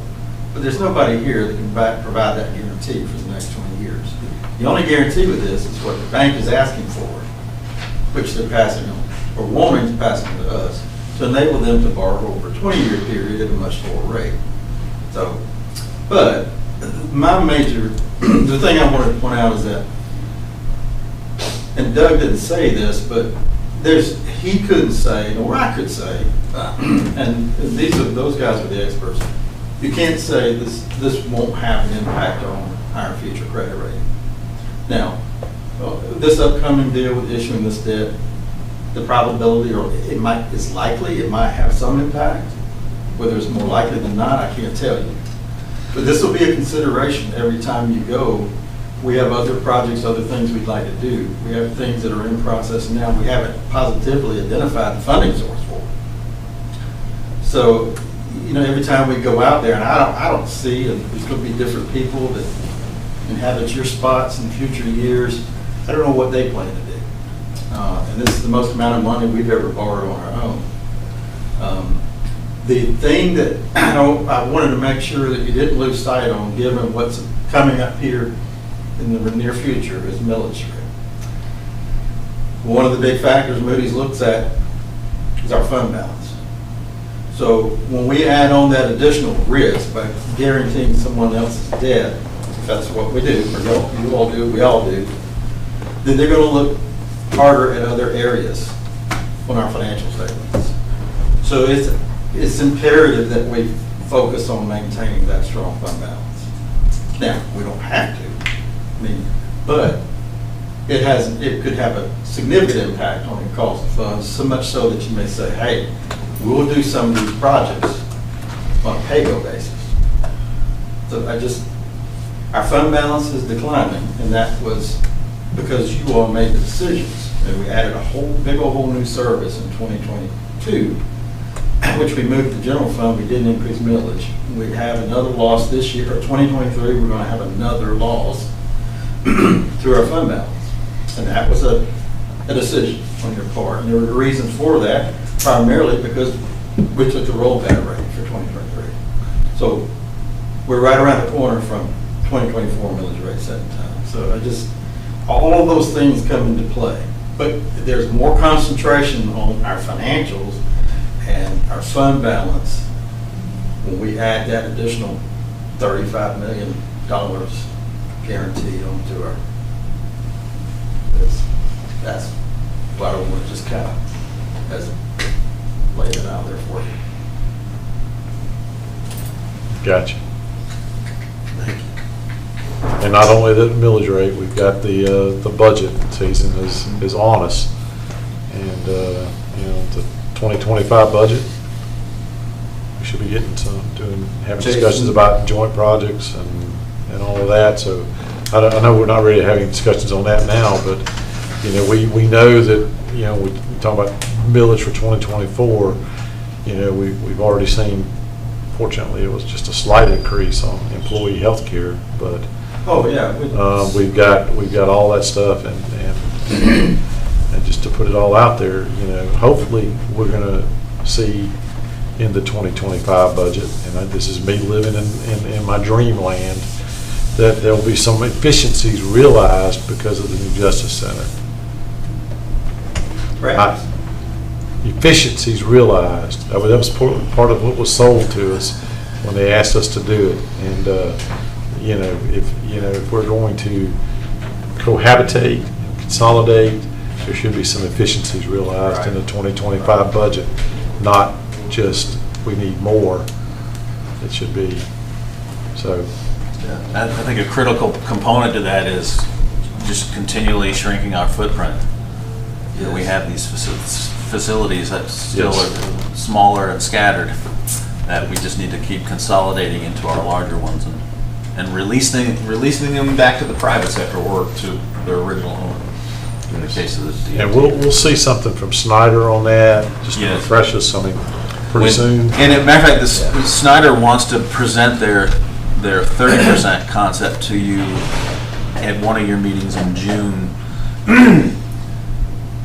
I think it might be a wise idea to potentially do it in a pre-meeting work session style, if that would be okay with the board, because there would be a lot of back and forth. Maybe do it at a 5 o'clock session before we go into the 6 o'clock session with it.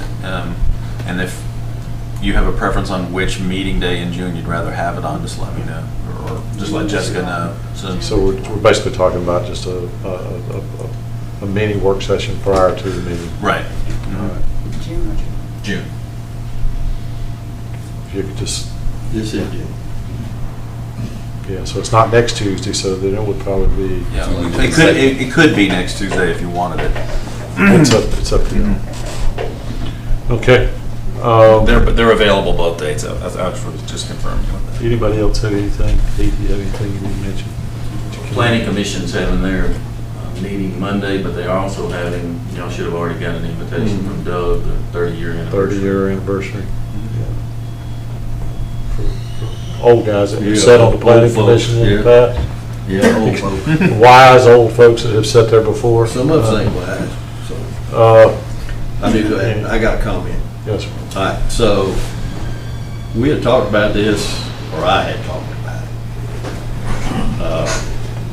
That water system over here out of town that was willing to be donated to the county. Well, I'm not sure it was donated, but they wanted to get out of it. No more about it. Is it dead? I haven't heard anything about that. No, I'm talking about between us. I mean, I'm sure that somebody was wanting an answer. I mean, is it something we're interested in obtaining? I guess that, and As a seasoned, experienced administrator, my immediate reaction is no. When, why is that? Only going by anecdotal evidence. If you look at the anecdotal evidence on social media about the problems of that system. No, I haven't seen anything on it. And we often get calls from folks not confused that it's not a county or a city-run system that are having issues with it. So I don't really know much about it, but well, you know, and to piggyback on Paul, I mean, there's only so much dirt and there's only so much water. So, you know, it may not be advantageous for us to take it on today, but somebody down the road, it might be advantageous for them to have at a later date. Yeah, I mean, you know, 400 gallon a minute well, and it's already got its own water tower and everything else. He kicked. Turn the lights off too. I'll tell you what. So, Hit that switch, it'll cut off. He said, it's time to go. Yeah, it's just, you know, and I think if the board wanted to have it evaluated, we'd have to have our engineering firm take again, a I think look there's at like it. 80-something customers out I there. have no idea how many customers it is. That's what I was told, 80-something customers. If it was free, 400 gallon well with its own water tower and all this other stuff. I think, if I might jump in, because I think I got one of the initial phone calls on it, just because of the gentleman that was running it. His son's one of my childhood friends, but anyway, I think the concern then was they don't really know whose water system it is. So, and who, you know, so how to transfer, that was part of the biggest issue in addition to all the other concerns. I don't know. They don't have any paperwork, at least that was the initial conversation that I had, establishing any kind of ownership in the system, so I don't. And from Jason's point, you know, it would kind of be a standalone system for us out there with no way for us to Interconnect. reasonably connect it to our system. The city obviously is better positioned to connect it into their system, but I think that they feel like they've got plenty of water. Obviously they do, they're dumping it all out there. Take a tanker out there. Y'all got water trucks, ain't y'all got water tanks? We could have said that to the city of Atlanta. So, They should offer it to a pool filling company. yeah. That's a thought. I didn't even think about that. Any other comments? It's been a long morning. I'm glad to see that they're out there working on a pool. And I appreciate you guys finding some sort of activities to get these kids out there. So, yeah, I don't think anybody has an issue with doing that. What's the timeline on the plastering? Fast forward, opening day is scheduled for July 1. So, Well, that's, you know, Okay. All and right. school goes back when, August 1st. August. But we had talked with rec staff about keeping it open till Labor Day. That's a great idea. All right. No other final thoughts? Anybody? Picnic Friday. Picnic. I'm sorry, I won't be there. 11:30, picnic's late. I'll be out of town. I'm gonna be out of town as well. I miss it. I mean, It's always good when the sheriff feeds everybody. same menu. All right. That being said, is there a motion to adjourn? So moved. Adjourn. We're still live. Thank you, Ms. Jessica, for all. Yeah, We're still, So much, we're still live. I'll eat one. Anything from us? Michelob Ultra. Where's Chris?